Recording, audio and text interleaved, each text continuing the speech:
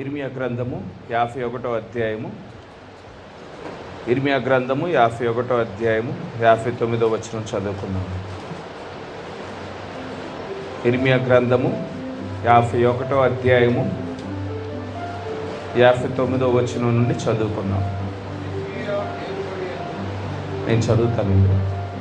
సిద్కియా ఏలుబడి యందు 4వ సంవత్సరమున సెరాయా దండు భోజన సామాగ్రికి అధికారి అయ్యుండి సిద్కియాతో కూడా బబులోనునకు వెళ్ళినప్పుడు నెరియా కుమారుడును మహసేయ మనముడునైన ఆసెరియాకు ఇర్మియా ఆజ్ఞాపించిన మాట: ఇర్మియా బబులోను మీదకి వచ్చు అపాయములన్నిటినీ అనగా బబులోనును గూర్చి వ్రాయబడిన ఈ మాటలన్నిటినీ గ్రంథములో వ్రాశాను. కాగా ఇర్మియా సెరాయాతో ఇట్లా: నేను నీవు బబులోనునకు వచ్చినప్పుడు ఈ మాటలన్నిటినీ చదివి వినిపించవలెను. ఎలాగున నీవు ప్రకటింపవలెను: యెహోవా మనుషులనైనను జంతువులైనను మరి ఏదైనను ఈ స్థలమందు నివసింపక పోదురనియు అది నిత్యము పాడుగా నుండుననియు దానిని గూర్చి నీవు సెలవిచ్చితివి. ఈ గ్రంథము చదివి చాలించిన తరువాత నీవు దానికి రాయి కట్టి యూఫ్రటీసు నదిలో దాన్ని వేసి నేను దాని మీదకి రప్పింపబోచున్న అపాయముల చేత బబులోను మరలా పైకి రాలేక అలాగే మునిగిపోవును. దాని జనులు అలసియుందురు అను మాటలు నీవు ప్రకటింపవలెను. ఇర్మియా యొక్క మాటలు ఎంతటితో ముగిసెను. పరిశుద్ధుడా, జీవం కలిగిన దేవా, జీవాధిపతి, స్తోత్రములు తండ్రి, వందనములు యేసయ్య. ఈ రీతిగా మరొక్కసారి మీ మహాకృపను బట్టి పరిశుద్ధ గ్రంథంలో నుండి కొన్ని వాక్యలేఖనాలు చదువుకోవటానికి నువ్వు కృప చూపించావు తండ్రి. అయితే మేము వాక్యలేఖనాలు చదవగలిగిన వారముగా మాత్రమే ఉన్నాం ప్రభువా. వీటిని విరిచి వడ్డించాలంటే ప్రభా నీవు ఈ బలిపీఠం యొద్ద నిలబడాలి తండ్రి. ప్రభువా, నీవే ఈ బలిపీఠం యొద్ద నిలబడినందుకు స్తోత్రములు. నన్ను వెనక్కి నెట్టినందుకు వందనములు. నీవు ముందుకు వచ్చినందుకు స్తోత్రములు తండ్రి. కూడి వచ్చిన మా అందరితో ప్రభా నీవే మాట్లాడుచున్నందుకు వందనములు ప్రభా. మా కన్నులు తెరవండి ప్రభా, మా హృదయాలు తెరవండి ప్రభా. మీ అభిషేకాన్ని కృమ్మరించండి. మీ నిత్య జీవపు మాటలు మా హృదయాలలో నాటబడి నూరంతలుగా ఫలించగలుగుటకు తండ్రి, మా జీవితాలు మార్చబడగలుగుటకు తండ్రి నీవే కృప చూపించమని కోరుకుంటూ ఈ చిన్న ప్రార్థన ప్రభు అయిన యేసుక్రీస్తు నామములో అడిగి వేడుకొంచున్నాము. ఆమేన్. దయచేసి కూర్చోండి.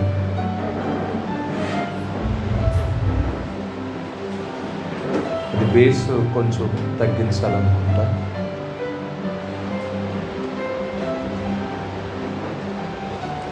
అన్ని నామముల కన్నా ఉన్నతమైన నామము, ప్రశస్తమైన నామము ప్రభు అయిన యేసుక్రీస్తు అని ఘనమైన నామానికి మహిమ కలుగునుగాక. కూడి వచ్చిన సంఘానికి నా శుభములు. ఈ రీతిగా మరొక్కసారి దేవుని యొక్క మహాకృపను బట్టి మరి మనమంతా దేవుని సన్నిధానానికి నడిపించబడ్డాము. మరొక్కసారి మరి దేవుని సన్నిధానంలో నిలబడి మన స్తుతులతో, మన స్తోత్రాలతో, మన గాన ప్రతిగానాలతో దేవుని స్తుతించుకోవటానికి, ఆరాధించుకోవటానికి గాను మరి ఒక్కసారి దేవుని యొక్క నిత్య జీవపు మాటలు వినటానికి గాను దేవుడు కృప చూపించున్నాడు. అటువంటి కృప చూపించిన మన దేవునికే మహిమ కలుగునుగాక. ఆమేన్. మంచిది.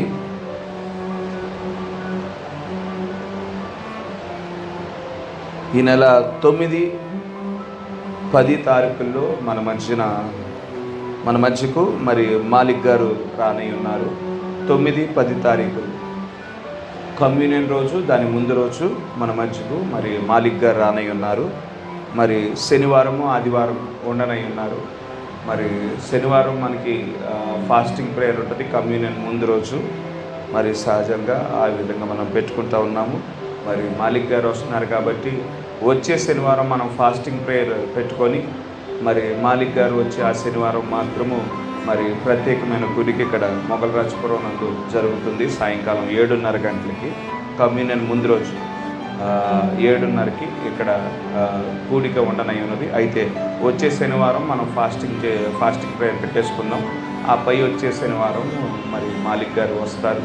మరి శనివారం ప్రత్యేకమైన కూడిక ఉంటుంది. ఆదివారం ఇక్కడ యథావిధిగా అక్కడ సాయంకాలం కమ్యూనియన్ సర్వీస్లో మరి 3 సర్వీసుల్లో మాలిక్ గారు వచ్చారు. శనివారము మరియు ఆదివారం 3 సర్వీసుల్లో కమ్యూనియన్ మరియు 3 సర్వీసులో మాలిక్ గారు ఉంటారు. దయచేసి ఆ విషయాన్ని గమనించవలసిందిగా కోరుతా ఉన్నాను. వచ్చే శనివారం ఫాస్టింగ్ ప్రేయర్ మరి కిలేశ్వరం చర్చ్ నందు ఉదయం 10:30 గంటల నుండి సాయంకాలం 5 గంటల వరకు జరుగును. దయచేసి గమనించవలసిందిగా కోరుతా ఉన్నాను. మరి ఈ గడిచిన శుక్రవారము మనం ఆల్ నైట్ ప్రేయర్ పెట్టుకుందామని అనుకున్నాము. కానీ విపరీతమైన వర్షము మరి 8-8:30 దగ్గర నుండి మరి ఆగకుండా కురవడంతో మరి రాలేకపోవటం వల్ల మరి సంఘస్థులు రాలేకపోవటం వల్ల మరి ఇక 9:30కి క్యాన్సిల్ చేయటం జరిగిందని మెసేజ్ పెట్టడం జరిగింది. అయితే వచ్చే నెల మరి మరొక ఆఖరి శుక్రవారం మరి ఆ యొక్క ఆల్ నైట్ ప్రేయర్ అనేది పెట్టడం అనేది జరుగుతుంది. దయచేసి ఆ విషయాన్ని గమనించవలసిందిగా కోరుతా ఉన్నాను. అయితే వచ్చే శనివారం మనకి వచ్చే శనివారము మనకి ఫాస్టింగ్ ప్రేయర్ ఉంటుంది. ఆ పై వచ్చే శనివారం మాలిక్ గారు మన మధ్యన ఉంటారు. దయచేసి ఆ విషయాన్ని గమనించవలసిందిగా కోరుతా ఉన్నాను. కమ్యూనియన్ మాత్రం 10వ తారీఖునే ఉంటుంది, ఎటువంటి మార్పు ఉండదు, 10వ తారీఖునే ఉంటుంది. ఫాస్టింగ్ ప్రేయర్ మాత్రం ముందుగా ఒక వారం ముందుగా మనం చేసుకుంటా ఉన్నాం. దయచేసి ఆ విషయాన్ని గమనించవలసిందిగా కోరుతా ఉన్నాను. గడిచిన ఆదివారము మనము as the old Babylon is judged by the God, so will the mystery Babylon will అనే అంశాన్ని ప్రారంభించుకున్నాము. పాత బబులోను దేశం ఏ విధంగా తీర్పు తీర్చబడిందో అదేవిధంగా మర్మయుక్తమైన బబులోను కూడా తీర్పు తీర్చబడును అనే అంశం మీద కొన్ని సంగతులు మనం ధ్యానించుకున్నాం. ఆదివారం కొన్ని సంగతులు చెప్పాను, బుధవారం కొన్ని సంగతులు చెప్పాను, మరికొన్ని సంగతులు ఈ ఉదయకాలంలో ధ్యానించనయుంటుండగా దేవుడే సహాయం చేయనుగాక. ఆదివారము బుధవారం చెప్పిన ప్రాముఖ్యమైన సంగతులు కొన్ని జ్ఞాపకం చేసుకొని మనం ముందుకు వెళ్ళిపోదాము. కనుక ఇక్కడ ఇర్మియా గ్రంథంలో మనం చూసినట్లయితే ప్రవక్త అయిన ఇర్మియా ప్రాముఖ్యంగా ఆయన యొక్క ప్రవచనాలు మనం గమనించినట్లయితే ప్రాముఖ్యంగా ఇజ్రాయేలు గురించి ఆయన ప్రవచించి ఉన్నాడు, ఇజ్రాయేలు ప్రజల గురించి ఆయన ప్రవచించి ఉన్నాడు. అదేవిధంగా బబులోను దేశం గురించి ప్రవచించి ఉన్నాడు. ఇజ్రాయేలు ప్రజల్లో ఉండిన అబద్ధ ప్రవచనాల గురించి హెచ్చరించాడు. అదేవిధంగా బబులోను దేశం యొక్క నాశనమును గురించి కూడా ఆయన ప్రవచించడం మనం చూడగలుగుతూ ఉండినాము. ఇజ్రాయేల్ ప్రజలను గురించి మనం గమనించినట్లయితే ఆయన జరగనయున్న సంగతులు ముందుగానే ప్రవచించి ఉన్నాడు. ఇజ్రాయేల్ ప్రజలు బబులోను దేశానికి, బబులోను రాజు చేతికి అప్పగించబడతారు. వారు 70 సంవత్సరాల పాటు బబులోను దేశంలోనే వారు జీవించనై ఉన్నారు అని ఇర్మియా ప్రవక్త ప్రవచించున్నాడు. దేవుడు ఇచ్చిన బయలుపాటును బట్టి ప్రవచించడం మనం చూడగలుగుతూ ఉండినాము. ఇజ్రాయెల్ ప్రజలు వారి యొక్క తప్పిదాలను బట్టి, వారి యొక్క అవిధేయతలను బట్టి అనేక మార్లు దేవుడు హెచ్చరించినప్పటికీ ఆ హెచ్చరికలను బట్టి వారు పశ్చాత్తాపపడలేదు. దేవుని వైపు వారు తిరగని వారిగా ఉన్నారు కాబట్టి దేవుడు ఇక వారిని బబులోను రాజు చేతికి అప్పగించాడు. అక్కడే వారి దేశము కాని దేశములో, వారి రాజ్యము కాని రాజ్యములో 70 సంవత్సరాల పాటు ఇక జీవించనై ఉన్నారు అని ఇక ఇర్మియా ప్రవక్త ప్రవచించినాడు. అది దేవుని యొక్క తీర్పు అయి ఉన్నది. అదేవిధంగా బబులోను దేశం దగ్గరికి వచ్చేపాటికి బబులోను దేశము గమనించండి, ఆ కాలంలో దేవుని చేత హెచ్చించబడింది. బబులోను దేశము బబులోను దేశం యొక్క కాడి ప్రపంచ దేశాల మీద మోపబడును. బబులోను యొక్క కాడికి సమస్త రాజ్యాలు లోబడవలసినదిగా ఉన్నది అని ఇర్మియా ప్రవక్త ప్రవచించినట్లు మనం చూడగలుగుతూ ఉండినాం. అదేవిధంగా అబద్ధ ప్రవక్తల యొక్క ప్రవచనాల విషయమై ప్రజలను హెచ్చరించాడు. అబద్ధ ప్రవక్త ఎవరు? ఇర్మియా కాలంలో ఉండిన అబద్ధ ప్రవక్త ఎవరు అంటే హననీయా అనే ఒక అబద్ధ ప్రవక్త ఉన్నాడు.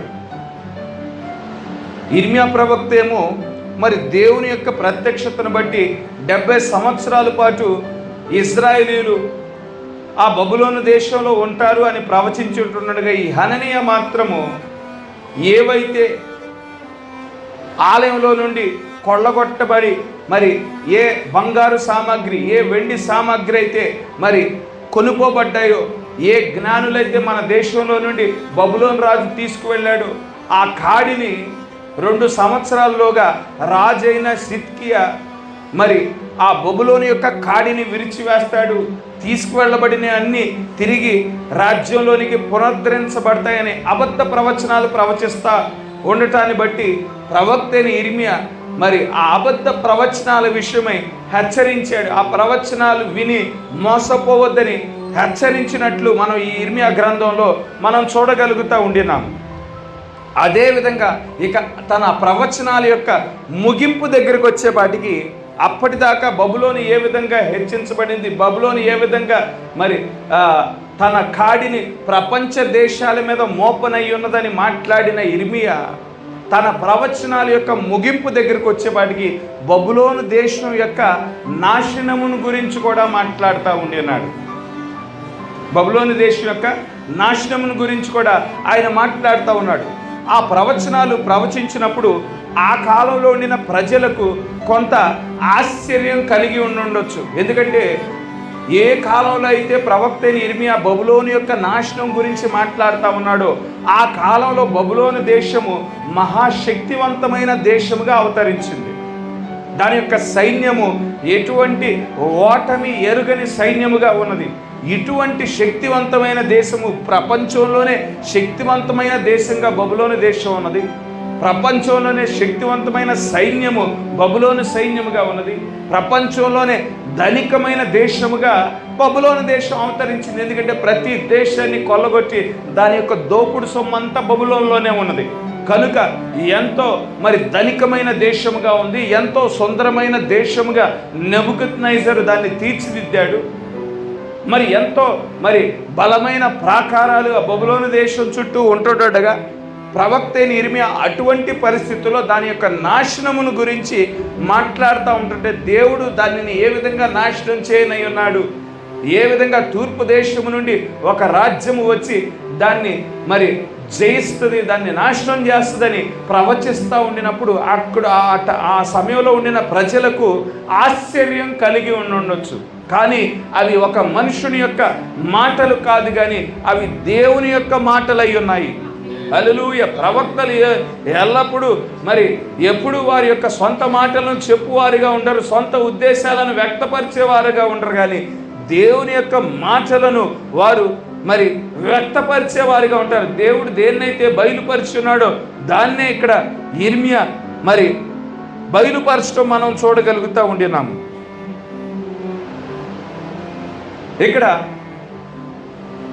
భౌతికమైన ఆ పాత నిబంధనలో ఉండిన భౌతికమైన బబులోను దేశము ఇక్కడ క్రొత్త నిబంధనలో మర్మయుక్తమైన బబులోనుకి ఛాయగా ఉన్నది.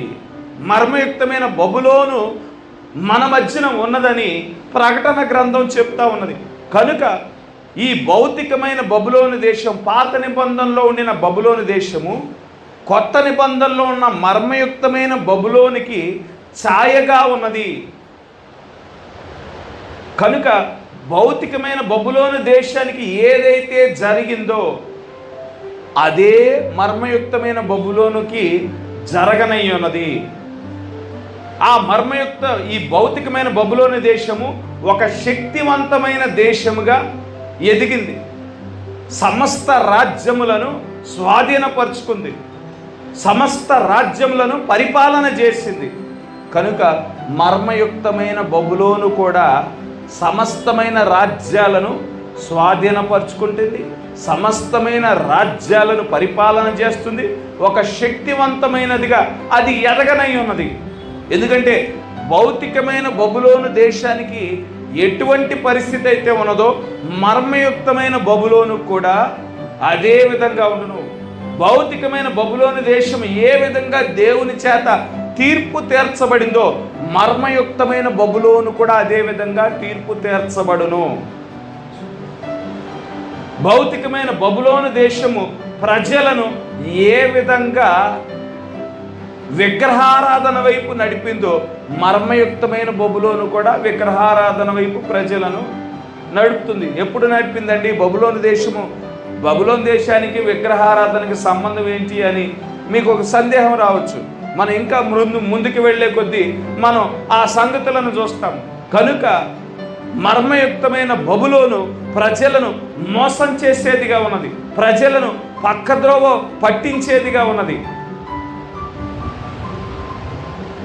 కనుక ఆ మర్మయుక్తమైన బబులోను ద్వారా మనం మోసపరచబడకూడదు అంటే మనం ఏం చేయవలసిన వారమై ఉన్నాము? వాక్యాన్ని ధ్యానించవలసిన వారమై ఉన్నాము. వాక్యాన్ని ప్రతి వచనాన్ని మరి ఒక్కొక్క వచనాన్ని మరి ధ్యానించుకుంటా వెళ్ళినప్పుడు దేవుడు మనకి ప్రత్యక్షతనిచ్చువాడై ఉన్నాడు. దేవుడు మనకి బయలుపాటునిచ్చువాడై ఉన్నాడు. మనం ఏ కాలంలో జీవిస్తూ ఉన్నామో మనకి బయలుపరుస్తాడు. ఏ ఋతువులో జీవిస్తున్నామో మనకి బయలుపరుస్తాడు. ఈ కాలంలో శత్రువు ఏ విధంగా ప్రజలను మోసం చేస్తున్నాడో మనకి బయలుపరుస్తాడు. అయితే ప్రత్యక్షత ఇచ్చినప్పుడు, బయలుపాటు ఇచ్చినప్పుడు అది కేవలం జ్ఞానము కోసం మాత్రమే దేవుడు ఇవ్వటం లేదు, కానీ ఆ ప్రత్యక్షతను బట్టి మనం జీవించడానికి ఇవ్వబడతా ఉన్నాం. హల్లెలూయా. ప్రత్యక్షతను బట్టి మనం ఆరాధించాలి, ప్రత్యక్షతను బట్టి మనం జీవించాలి. అది కేవలం జ్ఞానము కోసం. సంగతులు, నాకు ఇంత జ్ఞానం ఉన్నది, ఈ సంగతులు తెలుసు అంటే అది అందుకోసం ఇవ్వబట్టం లేదు, జ్ఞానం సంపాదించుకోవటం కోసం ఇవ్వబట్టం లేదు, కానీ ప్రత్యక్షతను బట్టి, వాక్య ప్రత్యక్షతను బట్టి మనం జీవించటానికి గాను ఆ ప్రత్యక్షత ఇవ్వబడుతుంది. అయితే జీవించి మరి ప్రభువా ఈ ప్రత్యక్షతను బట్టి సాతాను ఏ విధంగా మరి ప్రజలను మోసగిస్తున్నాడో మేము చూడగలుగుతున్నాము తండ్రి. మేము ఆ ఉచ్చులో చిక్కుకోకుండా మాకు సహాయము చేయి ప్రభువా, మమ్మల్ని తప్పించు ప్రభువా అని ప్రార్థనా జీవితం మనం కలిగి ఉండవలసిన వారమై ఉన్నాము. హల్లెలూయా. ఎందుకంటే ఈనాడు సాతానుడు మరి అనేకమైన దారులు గుండా ప్రజలను మోసగించటం మనం చూడగలుగుతూ ఉండినాము. ఈ లోకాన్ని సాతానుడు ఏం చేశాడు? వక్రీకరించేశాడు. పాపమంతా మరి అరచేతుల్లో వచ్చేసింది. ఫోన్లో లేని పాపము మరి ఏదీ లేదు. సమస్త పాపములన్నిటినీ ఈ చిన్న ఫోన్లోనే మనం చూడగలుగుతూ ఉండినాము. ఎందుకంటే సాతాన్ని మరి పౌలు ఏమని పిలుస్తూ ఉండినాడు? వాయుమండలానికి అధిపతిగా పిలుస్తూ ఉండినాడు. వాయుమండలం, ఈ అట్మాస్ఫియర్కి అధిపతి. ఈ యొక్క వాతావరణంలోనే సమస్త సంగతులకు సంబంధించిన సిగ్నల్స్ ఉన్నాయి. ఫోన్ సిగ్నల్ అయినా ఇక్కడ గాల్లోనే ఉంది, టీవీ సిగ్నల్ అయినా గాల్లోనే ఉంది, రేడియో సిగ్నల్ అయినా గాల్లో ఉంది, ఇంటర్నెట్ సిగ్నల్ అయినా గాల్లో ఉంది. కనుక ఈ యొక్క వాతావరణాన్ని నియంత్రిస్తూ ఉండినాడు. ఈ వాతావరణంలోనే సమస్తమైన ప్రజలను మోసగించటానికి, సమస్తమైన ప్రజల దారులను వక్రీకరించడానికి గాను వాడు ఎంతో మరి కొత్త దారులు గుండా వాడు వస్తూ ఉండేనాడు. కనుక ఈ మర్మయుక్తమైన బబులోను ఏ విధంగా ఉన్నదో ప్రకటన గ్రంథంలో చెప్పబడతా ఉన్నది. అది దయ్యములకు నివాస స్థలమును, ప్రతి అపవిత్రాత్మకు ఉనికి పట్టును, అపవిత్రమును అసహ్యమైన ప్రతి పక్షికి ఉనికి పట్టు ఆయనని చెప్పబడటం మనం చూడగలుగుతూ ఉండినాం. అటువంటి పరిస్థితుల్లో దేవుడు ఏం చేస్తూ ఉన్నాడు? మనల్ని ఆ మర్మయుక్తమైన బబులో నుండి బయటికి పిలుస్తూ ఉండినాడు. దాని యొక్క పాపంలో పాలిభాగస్తులు కామాక, దానికి సంభవించే ఆ యొక్క ఉగ్రత నుండి, ఆ ఉగ్రత నీకు సంభవించకుండా ఉండాలంటే దాని నుండి నిన్ను నువ్వు వేరుపరుచుకో అని బయటికి పిలవటం మనం చూడగలుగుతూ ఉండినాం. ఇక్కడ మనం చూసినట్లయితే భౌతికమైన బబులోను దేశము తీర్పు తీర్చబడటానికి మునుపు అక్కడ ఒక ప్రవక్త నిలబడ్డాడు. ప్రవక్త నిలబడి భౌతికమైన బబులోను దేశము తీర్పు తీర్చబడనయ్యున్నది, నాశనము చేయబడనయ్యున్నది అని ఆ దేశం గురించి అక్కడ నిలబడి మాట్లాడుతూ ఉండినాడు. ఈ మర్మయుక్తమైన బబులోను కూడా తీర్పు తీర్చబడే సమయంలో మనం జీవిస్తూ ఉన్నాం. ఇక్కడ కూడా ఒక ప్రవక్త ఉన్నాడు, ఇక్కడ కూడా ఒక వర్తమానికుడు ఉన్నాడు. ఆ వర్తమానికుడు నిలబడి మాట్లాడుతూ ఉండినాడు. ఏ ప్రవచనాలైతే గుర్తుల రూపంలో ప్రకటన గ్రంథంలో ప్రవచించబడ్డాయో ఆ ప్రవచనాలను ఎత్తిపట్టుకొని మరి ఇప్పుడు మనం ఈ మర్మయుక్తమైన బబులోను తీర్పు తీర్చబడే కాలంలో మనం జీవిస్తూ ఉన్నాము. అది మరి కూలిపోనై ఉన్నదని ఈ కాలపు వర్తమానికుడు అదే విధంగా, ఇర్మియా ప్రవక్త ఏ విధంగా మాట్లాడాడో ఈ కాలపు వర్తమానికుడైన విలియం మ్యారన్ బ్రెన్హామ్ గారు కూడా అదే విధంగా మాట్లాడుతూ ఉండినాడనే విషయాన్ని మనం ఇక్కడ గుర్తించవలసిన వారమై ఉన్నాము. ఆ మర్మయుక్తమైన బబులోను కూడా ఏమై ఉన్నదో మనం గడిచిన ఆదివారం మనం చూసాము. ప్రకటన గ్రంథం 17వ అధ్యాయంలో ఆ మర్మయుక్తమైన బబులోనుని చూపించడానికి గాను ఏం చేశాడు? యోహాను ఆత్మవశుడై కొనిపోబడ్డాడు. మర్మయుక్తమైన బబులోన్ని చూపించడానికి దేవుడు ఏం చేశాడు? ఆత్మవశుడై యోహానుని కొనిపోయినట్లు మనం చూడగలుగుతూ ఉండినాం. ఆ మర్మయుక్తమైన బబులోన్ని చూడాలంటే యోహాను ఎక్కడికి కొనిపోబడ్డాడండి? భవిష్యత్ దినాలకు కొనిపోబడ్డాడు. ఎందుకంటే యోహాను 1900 సంవత్సరాల క్రితము జీవించిన వాడై ఉన్నాడు. ఆ మర్మయుక్తమైన బబులోను తీర్పు తీర్చబడాలంటే ఈ కాలానికి కొనిపోబడాలి. భవిష్యత్తుకి వచ్చిన వాడిగా ఉండినాడు. టైం ట్రావెల్ చేశాడు. టైం ట్రావెల్ చేసి ఈ దినాలకు వచ్చాడు. ఆత్మలో కొనిపోబడి ఈ కాలంలో జరగనయ్యున్న సంగతులను చూడటం మొదలుపెట్టాడు. యోహాను ఆ మర్మయుక్తమైన బబులోన్ని చూడటానికి కొనిపోబడినప్పుడు ఏం చూశాడు? అక్కడ 17వ అధ్యాయం ప్రకారము మరి విస్తారమైన జలముల మీద కూర్చున్న ఒక మహావేశ్యను చూశాడు. విస్తారమైన జలములు దేన్ని ప్రతిబింబిస్తూ ఉన్నది? విస్తారమైన జలములు అంటే ఆయా భాషలు మాట్లాడే ప్రజలు, ఆయా జాతులకు సంబంధించిన ప్రజలు, ఆయా దేశానికి సంబంధించిన ప్రజలు. విస్తారమైన జలములు అంటే విస్తారమైన ప్రజలు. విస్తారమైన ప్రజల మీద ఒక మహావేశ్య కూర్చున్నది. స్త్రీ, సంఘం ఎప్పుడు స్త్రీతో పోల్చబడుతుంది. కానీ ఇక్కడ ఆ స్త్రీ ఎటువంటి స్త్రీ అంటే మరి మంచి పేరు కలిగిన స్త్రీ కాదు. తన భర్త పట్ల యథార్థంగా నమ్మకత్వంగా జీవించిన స్త్రీ కాదు, కానీ ఆమె ఒక వేశ్య అని పిలువబడతా ఉంది. ఎందుకు సంఘము వేశ్యగా ఉన్నది, వేశ్య ఆ యొక్క స్థితిలో ఉన్నది అంటే ఆ సంఘం అంతా యేసుక్రీస్తు నామాన్ని కలిగి ఉండి, నేను క్రీస్తు యొక్క వధువుని, నేను క్రీస్తు యొక్క భార్యనై ఉన్నాను, క్రీస్తు యొక్క సంఘమునై ఉన్నాను, క్రీస్తు యొక్క రక్తము ద్వారా కొనబడిన సంఘమునై ఉన్నానని చెప్పుకుంటూ ఆ క్రీస్తు పట్ల, ఆ వాక్యం పట్ల యథార్థంగా జీవించని సంఘం ఒక సంఘం ఉన్నది. అతి పురాతనమైన సంఘం ఒకటి ఉన్నదని ప్రవక్త చెప్తా ఉన్నాడు. అదే మొదటి సంస్థగా మారిన సంఘం. అది ఎవరో కాదు, కానీ క్యాథలిక్ సంస్థ అయి ఉన్నది.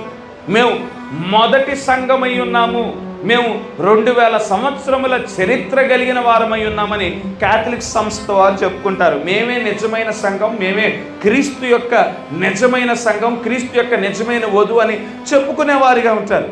వాళ్ళు ఏం చేశారంటే, ఏ నామం క్రింద అయితే రక్షణ ఇవ్వబడిందో, ఏ నామం క్రింద అయితే మనకి విమోచన ఇవ్వబడిందో, ఏ నామం క్రింద అయితే ఆశీర్వాదాలు, ఏ నామం క్రింద అయితే దీవెనలు ఇవ్వబడ్డాయో, ఆ యేసుక్రీస్తు అనే నామాన్ని విడిచిపెట్టి తండ్రి, కుమార, పరిశుద్ధాత్మ అనే బిరుదులను పట్టుకోవటం మనం చూడగలుగుతూ ఉండినాం.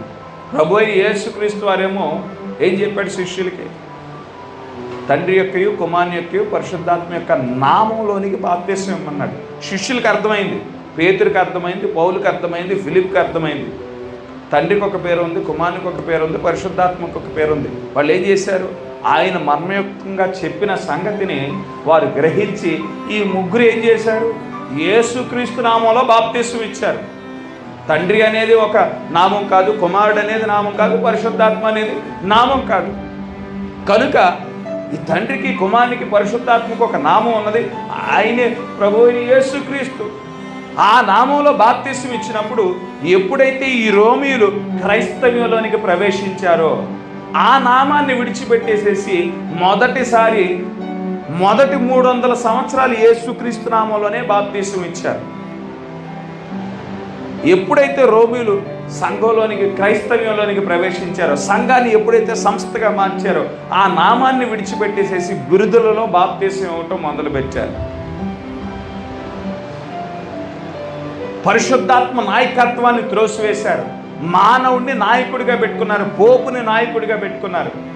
ఈ పోపు క్రీస్తు యొక్క ప్రతినిధి అయి ఉన్నాడు అని బోధించడం మొదలుపెట్టారు. క్రీస్తు ఏ విధంగా పాపాలను క్షమించగలడో, ఇదిగో ఈ పోపు గారు కూడా అదే విధంగా పాపాలను క్షమించగలడని బోధించడం మొదలుపెట్టారు. పూర్తిగా వాక్య విరుద్ధమైన కార్యం అయి ఉన్నది. దేవునికి మానవులకి మధ్యన క్రీస్తు ఏ విధంగా మధ్యవర్తిగా ఉన్నాడో వీళ్ళు ఏం చేశారంటే, క్రీస్తు కాదు, ఇదిగో మనకంటే ముందు చనిపోయిన అపోస్తులు మధ్యవర్తులుగా ఉన్నారు, కన్యకైన మరియ మధ్యవర్తిగా ఉన్నది, చనిపోయిన పరిశుద్ధులు మధ్యవర్తులుగా ఉన్నారని వాక్య విరుద్ధమైన బోధన బోధించడం మొదలుపెట్టారు. క్రీస్తు మాత్రమే దైవాంశ సంభూతుడుగా లేడు, ఆయనను కనిన కన్యకైన మరియ కూడా దైవాంశ సంభూతురాలు అని బోధించడం మొదలుపెట్టారు. ఆమెకు విగ్రహాలు చేయటం మొదలుపెట్టారు, ఆమెకు పూలదండలు వేయటం మొదలుపెట్టారు, కొబ్బరికాయలు కొట్టడం మొదలుపెట్టారు, క్యాండిల్ వెలిగటం మొదలుపెట్టారు.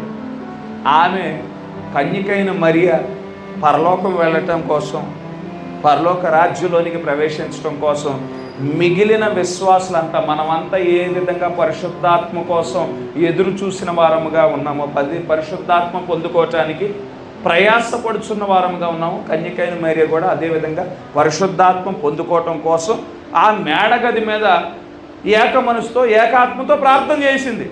ఆమె కూడా పరలోక రాజ్యం ప్రవేశించాలంటే పరిశుద్ధాత్మతో నింపబడాలి. ఆమె ఒక పాత్రగా వాడబడింది అంతే. యేసుక్రీస్తు అని ఈ లోకంలోనికి తీసుకురాబడటానికి ఆమె ఒక పాత్రగా వాడబడింది. ఆమెలో మరి దైవాంశ సంభూతానికి సంబంధించిన ఏ కార్యము ఆమెలో ఏమీ లేదు.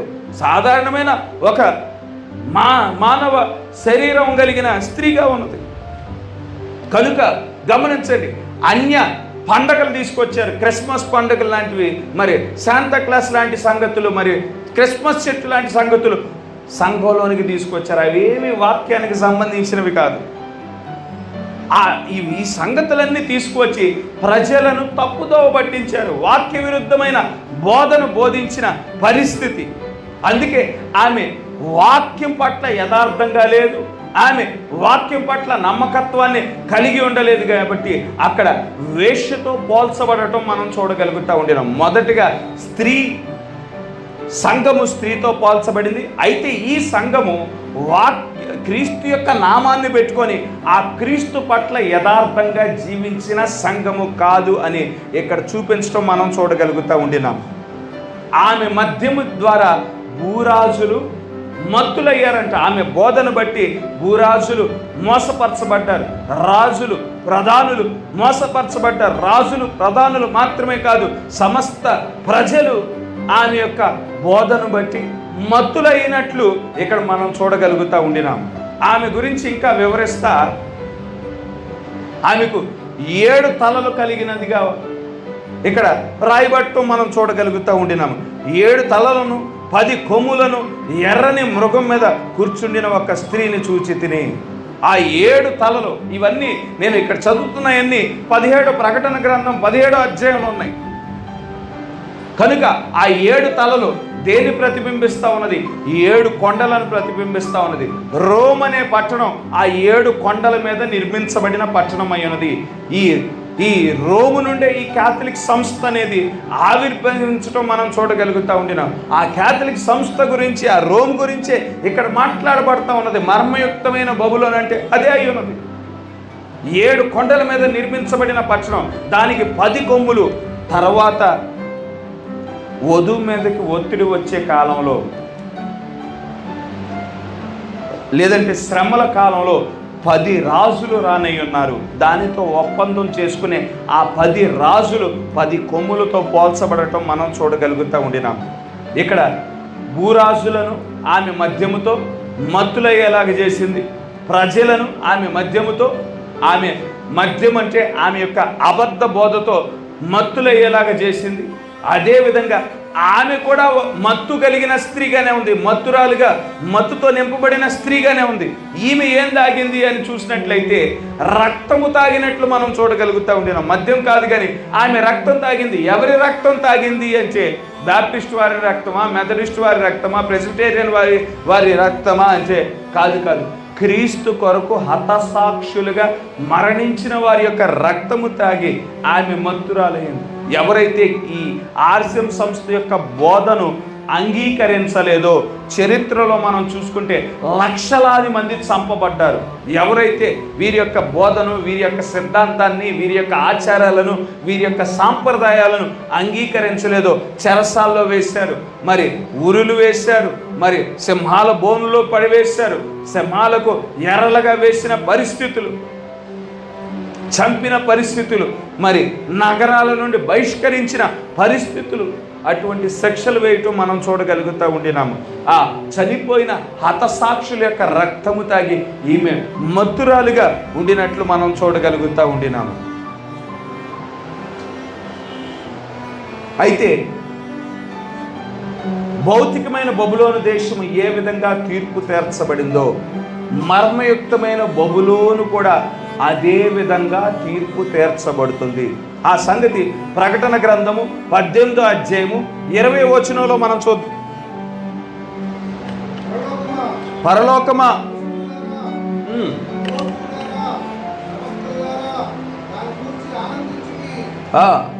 ఏలయనగా దాని చేత మీకు కలిగిన తీర్పుకు ప్రతిగా దేవుడు ఆ పట్టణమునకు తీర్పు తీర్చి ఉన్నాడు.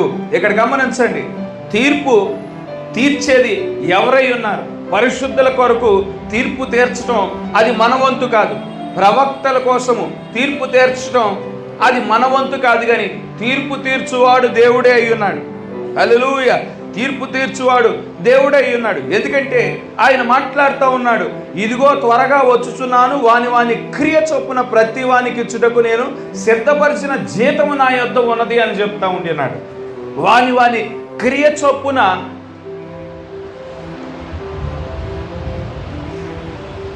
ఏమున్నది ఆయన దగ్గర? వాని క్రియ చొప్పున ఇచ్చుటకు జీతం నా యొద్ద ఉన్నది, నేను త్వరగా వచ్చి ఆ జీతాన్ని ఇస్తాను. దేవుని కుమారులు, దేవుని కుమార్తెలు వారు సత్క్రియలు చేయటానికి గాను దేవుని చేత నిర్మించబడిన వారై ఉన్నారు, దేవుని చేత సృజించబడిన వారై ఉన్నారు. దేవుని కుమారులు, దేవుని కుమార్తెలు సత్క్రియలు చేయటం కోసము మనం నిర్ణయించబడిన వారమై ఉన్నాము. మనం చేసిన సత్క్రియలను బట్టి మనకొక జీతం ఇవ్వనై ఉన్నాడు దేవుడు. అయితే సత్క్రియలు చేయకోకుండా వాక్యాన్ని విసర్జించి శరీర క్రియలను అనుసరించిన వారికి, హృదయం యొక్క కోరికలను అనుసరించిన వారికి దేవుడు వారికి ఒక జీతాన్ని దేవుడు ఇవ్వటానికి ఆయన సిద్ధంగా ఉన్నాడు. ఏదైతే మనం విత్తుచున్నామో దాన్నే మనం కోసుకుని వారముగా ఉంటాము. ఈ లోకం నిమిత్తం మనం చచ్చిన వారముగా ఉన్నామంటే, ఈ లోకం నిమిత్తం, మరి ఈ లోక కార్యముల నిమిత్తం మనం చచ్చిన వారముగా ఉన్నామంటే, ఈ లోక కార్యముల నుండి మనం వేరుపరుచుకొని మనం లోక సంపాదన మన జీవితాల్లో ప్రధాన ఉద్దేశంగా ఉండకుండా, ఈ లోక అధికారాలు అనుభవించుటలో మనం ప్రధానమైన మరి ప్రయాస ఉండకోకుండా, ఈ లోక సుఖాలు అనుభవించాలనే ప్రయాస మనలో ప్రధానముగా ఉండకోకుండా దేవుని యొక్క చిత్తాన్ని నేను నెరవేర్చాలి, దేవుని యొక్క వాక్యము యొక్క నెరవేర్పుగా నేను ఉండాలి అని దేవునికి మొదటి స్థానం ఇచ్చినప్పుడు దేవుడిచ్చే జీతం ఏమై ఉన్నది? రక్షణ అయి ఉన్నది, నిత్య జీవమై ఉన్నది, పరలోక రాజ్యంలో ప్రవేశించు వారముగా ఉంటాము. హల్లెలూయా! ఈ ముగింపు కాలంలో మరి ఆయనతో పాటు ఆయన సింహాసనం మీద కూర్చుండు వారముగా ఉంటాము. అదే లోకం విషయమై మనం మరణించలేదనుకోండి, లోక కార్యముల్లో ఆనందించిన వారముగా ఉన్నామనుకోండి, లోక భోగాల్లో మనం సంతోషించిన వారముగా ఉన్నామనుకోండి, లోక పాపముల్లో మనం మునిగి తేలిన వారముగా ఉన్నామనుకోండి, అప్పుడు దేవుడిచ్చే జీతం ఏమై ఉన్నది? రెండో మరణం కలుగుతుంది. మొదటి మరణం అంటే శరీరానికి కలిగే మరణమై ఉన్నది. రెండో మరణం అంటే శాశ్వతంగా దేవుని నుండి ఎడబాటు అయి ఉన్నది. ఇక అగ్నిగుండంలో పడద్రోయబడతారు. కొన్ని లక్షల సంవత్సరాలు కాల్చబడి ఆత్మలు కాల్చబడి ఇక శూన్యంలో కలిసిపోవటమే అది రెండో మరణానికి సంబంధించింది అయి ఉన్నది. కనుక ప్రతి వానికి వాని క్రియలు చొప్పున ఇవ్వటానికి దేవుని యొక్క జీతం ఉన్నది. ఏదైతే విత్తుతారో దానినే కోస్తారు.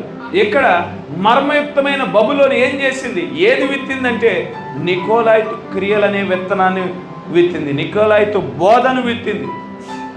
మర్మయుక్తమైన బబులోను. నికోలైతు బోధ అంటే ఏంటి? పరిశుద్ధాత్మ యొక్క నాయకత్వాన్ని తోసివేసి మానవుణ్ణి నాయకుడిగా పెట్టుకుంది. పోప్ అనే వ్యక్తిని నాయకుడిగా పెట్టుకుంది. ఈ మర్మయుక్తమైన బబులోను ఏం విత్తింది? బలామిజం. బిలామిజం విత్తింది. బిలాము ఏంటి? ఒక అబద్ధ ప్రవక్తగా పోపు ఉన్నాడు. క్రీస్తు యొక్క ప్రతినిధి నేనై ఉన్నాను, క్రీస్తు వలె మీ పాపాలను నేను క్షమించే అధికారం నేను కలిగి ఉన్నానని అబద్ధ ప్రవక్తగా ఉండి ప్రవచిస్తూ ఉండి అన్నాడు. బిలామిజం అనే బోధను సంఘంలో విత్తింది ఈ మర్మయుక్తమైన బబులోను. ఈ మర్మయుక్తమైన బబులోను ఏం విత్తింది? యెజబెలు యొక్క బోధను విత్తింది. యెజబెలు యొక్క బోధ ఏంటి? విగ్రహారాధన వైపు ప్రజలు, కాథలిక్ సంస్థకు సంబంధించిన ప్రజలు, దాని నుండి బయటకు వచ్చిన సంస్థలన్నీ ఆ విగ్రహారాధన వైపు తిరిగిన వారుగా ఉండినారు. నికోలాయిటిజం విత్తింది, బిలామిజం విత్తింది, మరియు యెజబెలు బోధన విత్తింది. అది విత్తిన విత్తనాలను బట్టి ఆ యొక్క మర్మయుక్తమైన బబులోను జీతం పొందుకొని ఉన్నదనే విషయాన్ని మనం గుర్తించవలసిన వారమై ఉన్నాము.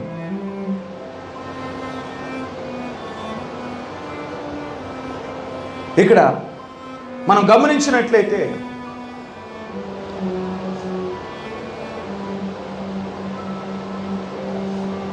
భౌతికమైన ఆ బబులోను దేశాన్ని గమనించండి.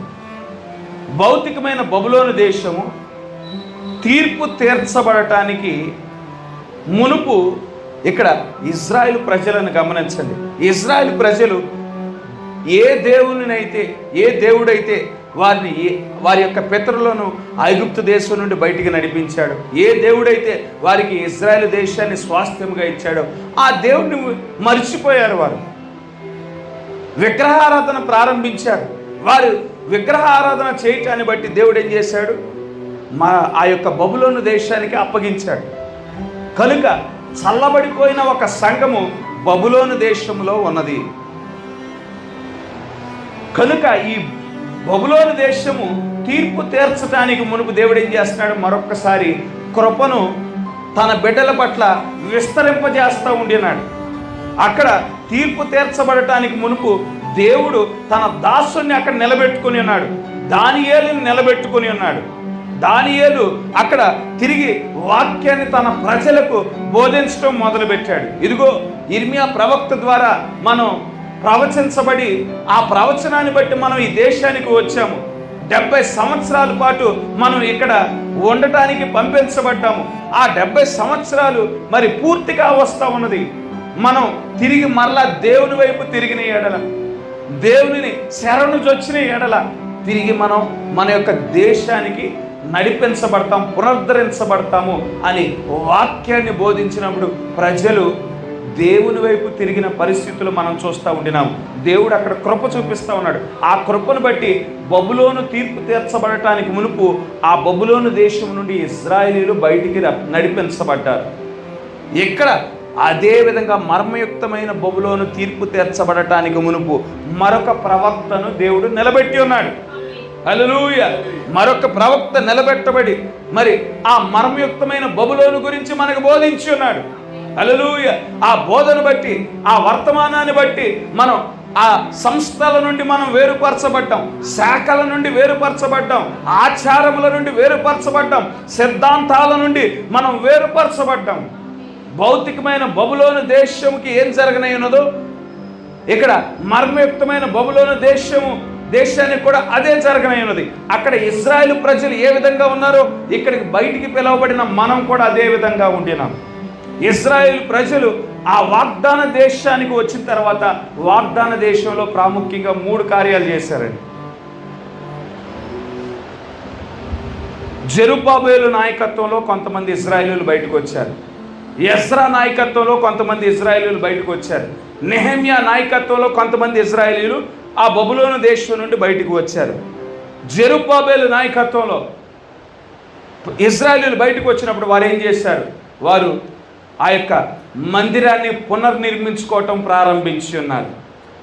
ఎజ్రా నాయకత్వంలో వచ్చినప్పుడు ఎజ్రా ఏం చేశాడు? ఉపదేశించు యాజకుడిగా ఉన్నాడు. ఆయన ధర్మశాస్త్రాన్ని ప్రజలకు బోధించడం మొదలుపెట్టాడు. నెహెమ్యా నాయకత్వంలో కొంతమంది ఇశ్రాయేలీయులు బయటకు వచ్చారు. నెహెమ్యా నాయకత్వంలో ప్రజలు ఏం చేశారు? ప్రాకారములు, ఆ పట్టణం చుట్టూ ప్రాకారం కట్టుకోవటానికి మొదలుపెట్టారు. ఇక్కడ ప్రాముఖ్యంగా 3 కార్యాలు.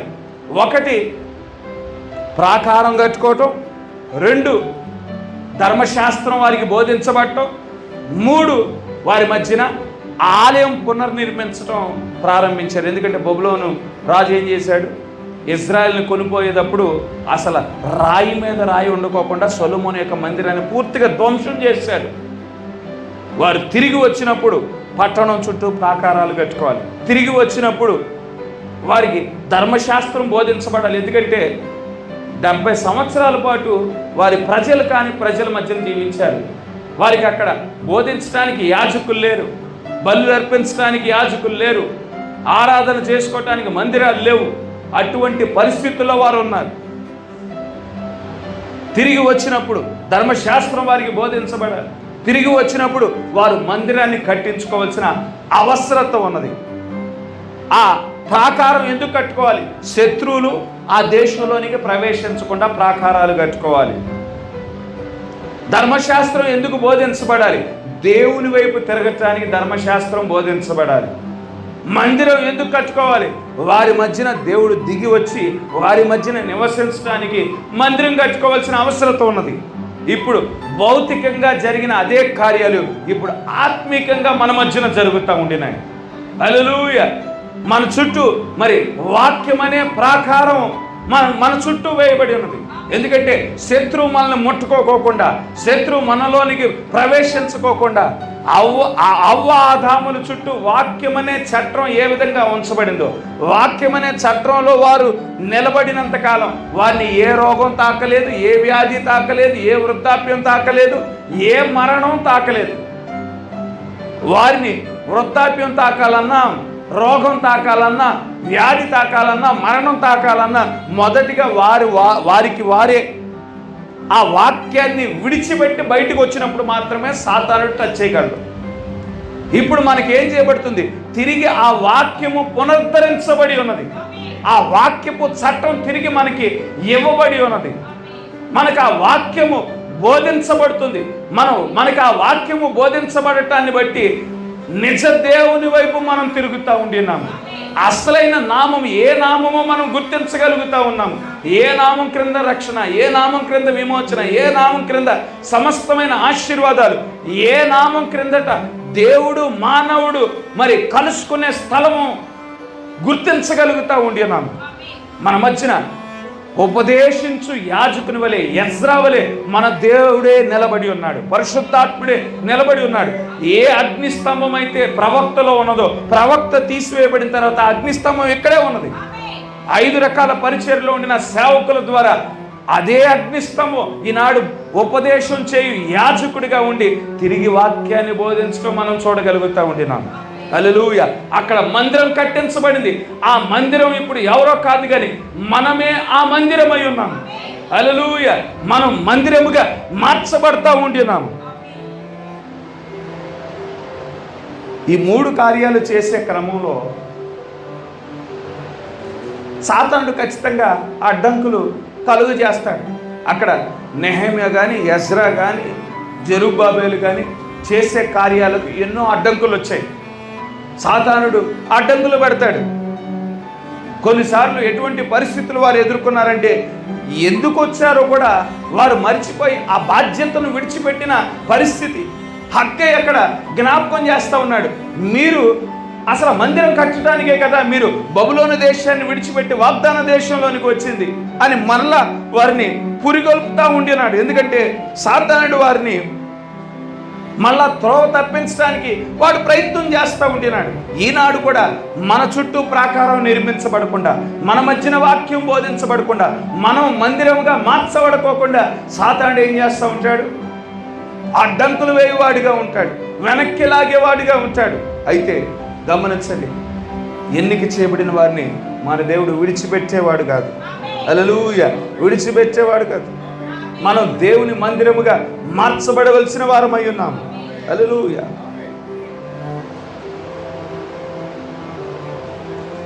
ఇప్పుడు దేవుడు ఆయన పరలోకంలో ఉండటానికి ఆయన ఇష్టపడటం లేదు. అగ్నిస్తంభముగా మన పైన ఉండటానికి ఆయన ఇష్టపడటం లేదు. అగ్నిస్తంభముగా మన మధ్యన ఉండటానికి ఆయన ఇష్టపడటం లేదు. కానీ ఆయన మనలో నివాసం చేయటానికి గాను ఇష్టపడుచున్న దేవుడై ఉన్నాడు. హల్లెలూయా. మనలో ఆయన జీవించడానికి ఆయన ఇష్టపడుచున్నాడు. ఎందుకంటే మనం ఆయన మందిరమై ఉన్నాము. మన దేహమే దేవుని యొక్క ఆలయమై ఉన్నది. మన దేహమే దేవుని యొక్క మందిరమై ఉన్నది. హల్లెలూయా. అయితే దేవుడు మనలోనికి దిగి వచ్చే అంతవరకు మనం దేవుని మందిరము కాదు. మనం దేవుని మందిరముగా ఎప్పుడు పిలువబడతామంటే మనలోనికి దేవుడు దిగి రావాల్సిన అవసరం ఉన్నది. హల్లెలూయా. దేవుడు మనలోనికి ఎప్పుడు దిగి వస్తాడు? ఆ మోషే యొక్క నిబంధన మందసపు గుడారం మనకు తెలుసు.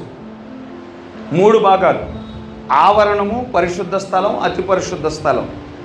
ఆవరణంలో ఏముంటుంది? బలిపీఠం ఉంటుంది. అక్కడ బలి అర్పిస్తారు. ఆ బలిపీఠం మీద యేసుక్రీస్తు వారే బలిగా అర్పించబడ్డారు. ఆ బలి అర్పణను నా కోసం అర్పించబడిన బలి అర్పణ, నా కోసమే నా దేవుడు మరి బలిగా అర్పించబడ్డాడు, నా కోసమే ఆయన రక్తాన్ని కార్చాడు అని మనం అంగీకరించిన వారముగా ఉన్నాం. అక్కడ నుండి పరిశుద్ధ స్థలంలోనికి ప్రవేశిస్తాం. పరిశుద్ధ స్థలంలో ఏముంటుంది? అక్కడ 7 దీపపు స్తంభం ఉంటుంది, సమకపు రొట్టె బల్లం ఉంటుంది, ధూపం వేసే బలిపీఠం ఉంటుంది. మూడు కార్యాలను ప్రతిబింబిస్తూ ఉన్నది. ఈనాడు మరి ఈ 7 దీపపు స్తంభం 7 వెలుగులను ఇస్తూ ఉన్నది. 7 వెలుగులు, ఒక్కొక్క నక్షత్రం ఒక్కొక్క వెలుగుని ఇచ్చున్నాడు. ఈ 7వ సంఘకాలం యొక్క ముగింపులో జీవించుతున్న మనము ఈ 7 వెలుగులన్నీ ఒకేసారి మన మీద ప్రోక్షించబడతా ఉండి ఉన్నాయి. హల్లెలూయా. 7 సంఘకాలాలకు సంబంధించిన ప్రత్యక్షతను అది ప్రతిబింబిస్తూ ఉన్నది. సముఖపు రొట్టె బల్ల మీద ఉండిన ఆ రొట్టెలు దేన్ని ప్రతిబింబిస్తూ ఉన్నాయి? వాక్యాన్ని ప్రతిబింబిస్తూ ఉన్నాయి. ఈ వెలుగులో మనం వాక్యాన్ని ధ్యానించాలి. ఈ వెలుగులో ఈ వాక్యాన్ని ధ్యానించాలి. ఎందుకంటే ప్రకటన గ్రంథం మనం చదివామనుకోండి, ఇదిగో నేను చూడగా జలముల మీద కూర్చున్న ఆ మహావేశ్యను చూశాను అంటే దేని గురించి మాట్లాడబడుతుందో మనకు అర్థం కాదు. మనకు అర్థం అవ్వాలి అంటే వర్తమానపు వెలుగుతో మనం వాక్యాన్ని చదవలసిన అవసరం ఉన్నది. కనుక ఇదేం వాక్యమేమో టెక్స్ట్ బుక్ అయితే మరి వర్తమానమేమో గైడ్ అయి ఉన్నది. వాక్యం చదివిన వాక్యం యొక్క వివరణ మనకి వర్తమానంలో కనిపిస్తుంది. 2 ప్రాముఖ్యమైన కార్యాలు. వాక్యాన్ని ఏ విధంగా చదవాలంటే వర్తమాన సహాయంతో. ఎందుకంటే ప్రవక్త ఏం చేస్తూ ఉన్నాడు? ఒక్కొక్క వచనం యొక్క వివరణ వర్తమానాల్లో ఇవ్వటం మనం చూడగలుగుతూ ఉండిన. కేవలం వర్తమానాలు మాత్రమే చదవటం కాదు, కేవలం వాక్యం మాత్రమే చదవటం కాదు, 2 కలిపి చదవవలసిన అవసరత ఉన్నది. ఆ వాక్యాన్ని చదివి మనం అదే మన యొక్క జీవాహారమై ఉన్నది. హల్లెలూయా. తరువాత అక్కడ ధూపం వేసే బలిపీఠం ఉన్నది. ఆ ధూపం వేసే బలిపీఠం ఏమై ఉన్నది? అది మన యొక్క ప్రార్థనా జీవితం అయి ఉన్నది. హల్లెలూయా. ప్రార్థనా జీవితం. ఇక్కడ ఆ యొక్క వెలుగు మరియు వాక్యం యొక్క ప్రత్యక్షత మనకు అనుగ్రహించబడింది. ఆ ప్రత్యక్షత దేనికోసం ఇవ్వబడింది? ప్రత్యక్షతో కూడిన జీవితాన్ని జీవించడం కోసం మనకి ఇవ్వబడింది. ఆ ప్రత్యక్షతో కూడిన జీవితాన్ని జీవించి మనం దేవునికి ప్రార్థననే ఇంపైన సువాసనను అర్పించినప్పుడు, ఇంపైన ధూపాన్ని అర్పించినప్పుడు దేవునికి అది ఇంపైన సువాసనగా ఉంటుంది. ప్రత్యక్షతో కూడిన జీవితాన్ని జీవించి అప్పుడు ప్రార్థన చేసామనుకోండి, మన ప్రార్థన ఇంపైన సువాసనను దేవునికి కలుగజేసేదిగా ఉంటుంది. ఈ 3 కలిగి ఉండినప్పుడు మనం పరిశుద్ధ స్థలంలో నుండి అతి పరిశుద్ధ స్థలంలోనికి ప్రవేశించు వారముగా ఉంటాం. అతి పరిశుద్ధ స్థలంలోనే అసలైన షకీనా మహిమ నిలిచి ఉండే స్థలమై ఉన్నది. అతి పరిశుద్ధ స్థలంలోనే నిబంధన మందస్సు ఉన్నది. అతి పరిశుద్ధ స్థలంలోనే మరి మోషే పొందుకున్న 10 ఆజ్ఞలు కష్టపడిన స్థలమై ఉన్నది. మనం అతి పరిశుద్ధ స్థలంలోనికి ప్రవేశించాలి అంటే గమనించండి, ప్రత్యక్షత మనం పొందుకోవాలి, వాక్యాన్ని ధ్యానించాలి, ప్రత్యక్షతో కూడిన జీవితాన్ని మనం కలిగి ఉండాలి, ప్రార్థనా జీవితం మనం కలిగి ఉండాలి. ఈ మూడు కలిగి ఉండినప్పుడు అతి పరిశుద్ధ స్థలంలోనికి ప్రవేశిస్తాం. అతి పరిశుద్ధ స్థలంలోకి ప్రవేశించినప్పుడు మన దేవుడు మనలోనికి ప్రవేశించువాడై ఉన్నాడు. అహరోను చేతికర్ర ఏ విధంగా మరి అతి పరిశుద్ధ స్థలంలోనికి తీసుకువెళ్ళబడినప్పుడు దానిలోనికి షకీనా మహిమ ఏ విధంగా ప్రవేశించదో ఆ విధంగా అతి పరిశుద్ధ స్థలంలోనికి మనం ప్రవేశించినప్పుడు మనలోనికి ఆయన ప్రవేశించువాడై ఉన్నాడు. హల్లెలూయా. ఆయన మన అంతరంగాన్ని సింహాసనముగా చేయువాడై ఉన్నాడు.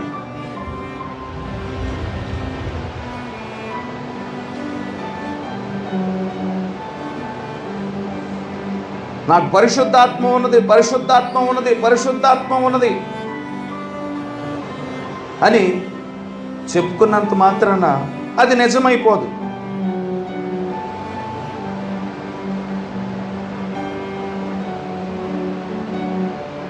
పరిశుద్ధాత్మ దేవుడే నీలో ఉన్నాడు అని రుజువు ఏమిటంటే మన జీవితమే ఒక రుజువుగా ఉండనై ఉన్నది. ఆయన మనలో ఉండినప్పుడు గమనించండి, ఏదైనా మనకి రోగం వచ్చినా ఏదైనా వ్యాధి వచ్చినప్పుడు భయపడేవాడవుగా ఉండవు, జడిసేవాడవుగా ఉండవు, వెనకకు జారేవాడవుగా ఉండవు. ఎందుకంటే మనలో దేవుడు ఉండినప్పుడు మన పక్షాన మనలో నుండి ఆయనే మొరపెట్టువాడై ఉన్నాడు. ఆల్రెడీ మనం వాక్యాన్ని ధ్యానించుతున్న వారముగా ఉంటాము. ప్రత్యక్షతో కూడిన వాక్యాన్ని ధ్యానించుతున్నప్పుడు ఆ ప్రత్యక్షతో కూడిన జీవితాన్ని మనం జీవించుతున్న వారముగా ఉండినప్పుడు మన ప్రార్థన ఏ విధంగా ఉంటుంది? దేవునికి ఇంపైన సువాసనగా ఉండటాన్ని బట్టి ఆ ప్రార్థన దేవుని యొక్క కృపను మన మధ్యకు తీసుకువచ్చేదిగా ఉంటుంది. దేవుని యొక్క కృప బట్టి మనం స్వస్థత పొందుకుంటాం. దేవుని యొక్క కృపను బట్టి ఆ వ్యాధుల నుండి రోగముల నుండి స్వస్థత పొందుకొని వారముగా ఉంటాం. రోగములు వ్యాధులు మాత్రమే కాదు, ఏ పరీక్ష వచ్చినా మనం జడిసిపోయే వారముగా ఉండము, భయపడే వారముగా ఉండము. ఎందుకంటే మనం ఎరిగి ఉన్నాము, మనలో ఉండినవాడు లోకంలో ఉండిన వాడి కంటే గొప్పవాడని ఎరిగి ఉండిన వారముగా ఉంటాం. హల్లెలూయా. ఆ విధంగా ఎరిగి ఉండినప్పుడు ఆయన యొక్క కృపను మనం క్రిందకి తీసుకువచ్చు వారముగా ఉంటాం. అక్కడ రక్తస్రావం కలిగిన స్త్రీ ఏం చేసిందండి? ఆమె విశ్వాసముతో యేసుక్రీస్తు వారిలో ఉండిన ప్రభావాన్ని బయటికి లాగగలిగింది. అదేవిధంగా దేవుని యొక్క కృపను మన మధ్యకు తీసుకొచ్చే వారముగా ఉంటాం, మన మీదకు తీసుకొచ్చుకునే వారముగా ఉంటాం. ఆ పరీక్షలో నిలబడగలగటానికి ఆ శ్రమను బట్టి మనం కుడికి కానీ ఎడమకు కానీ వైతొలిగిపోకోకుండా నిలబెట్టబడటానికి గాను దేవుడు తన కృపను మన ఎడల విస్తరించువాడిగా ఉంటాడు. దేవుడు మనలో ఉన్నాడు అంటానికి ఉండినప్పుడు మన జీవితం ఏ విధంగా ఉంటుందంటే దేవుడు మనలో పనిచేయటానికి అనుకూలమైన స్వేచ్ఛగా పనిచేయటానికి అనుకూలమైన వాతావరణాన్ని మనం కలుగు చేయు వారముగా ఉంటాం.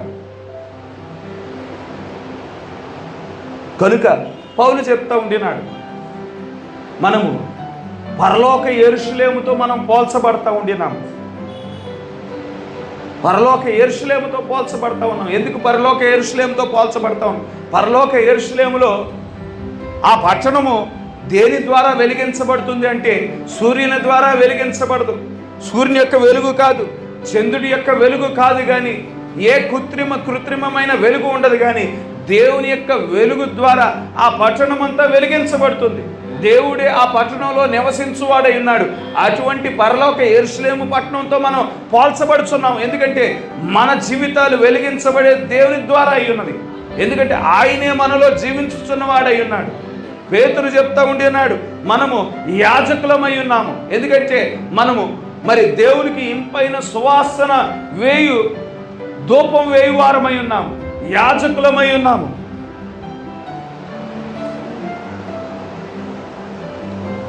కనుక గమనించండి, ఈ 18వ అధ్యాయంలో దేవుడు మనల్ని ఆ మర్మయుక్తమైన బబులోనులో నుండి మనల్ని బయటికి పిలుస్తూ ఉండినాడు. యోహానికి ఆ మర్మయుక్తమైన బబులోనికి సంభవించే ఆ తీర్పుని కనపరచడం మనం చూడగలుగుతూ ఉండేది. ఈనాడు మనకి ప్రశస్తమైన వాక్యము, ప్రశస్తమైన వర్తమానం మనకి అనుగ్రహించబడింది. దేనికోసం అనుగ్రహించబడిందంటే ఆ మర్మయుక్తమైన బబులోను నుండి బయటికి నడిపించబడటానికి గాను మనకి ఈ వర్తమానం ఇవ్వబడింది. మనల్ని ఈ వర్తమానము మేల్కొల్పింది. ఆ మర్మయుక్తమైన బబులోను ద్వారా రాజులు మత్తులుగా చేయబడ్డారు, ప్రజలు మత్తులుగా చేయబడ్డారు. మత్తులుగా చేయబడిన వారు ఏం చేస్తారు? నిద్రపోతారు. మత్తుగా ఉండిన వారు ఏం చేస్తారు? జరుగుతున్న సంగతులను గమనించుకోలేరు. కానీ ఈ వర్తమానం మనకి ఈ వర్తమానం ఎందుకోసం ఇవ్వబడిందంటే మనల్ని మేల్కొల్పటానికి ఈ వర్తమానం ఇవ్వబడి ఉంది.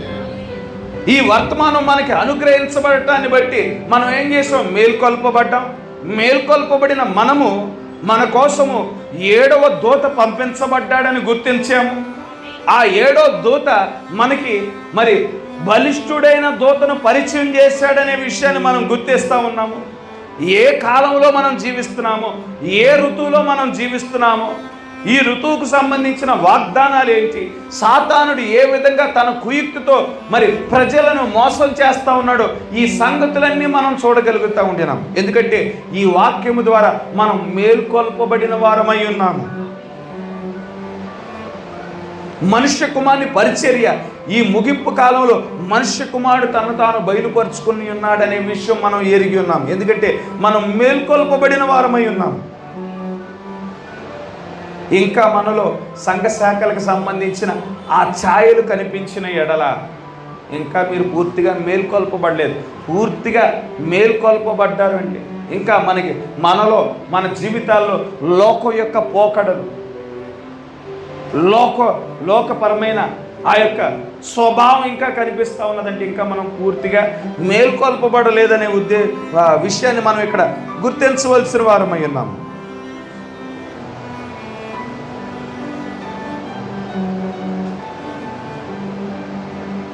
సాతానుడు ఏం చేస్తూ ఉన్నాడు? ప్రజలందరికీ వాడు మత్తు కలుగు చేస్తూ ఉన్నాడు. సాతానుడు ఏం చేస్తూ ఉన్నాడు? ప్రజలందరినీ గుడ్డివారినిగా చేయటం మనం చూడగలుగుతూ ఉండినాము. ఈనాడు ఈ ముగింపు కాలంలో ఆ పాతాళం యొక్క బిళం తెరవబడి ఉన్నది. పాతాళంలో ఉండవలసిన 20 కోట్ల దురాత్మలు ఇప్పుడు భూమి మీద వచ్చేసాయి.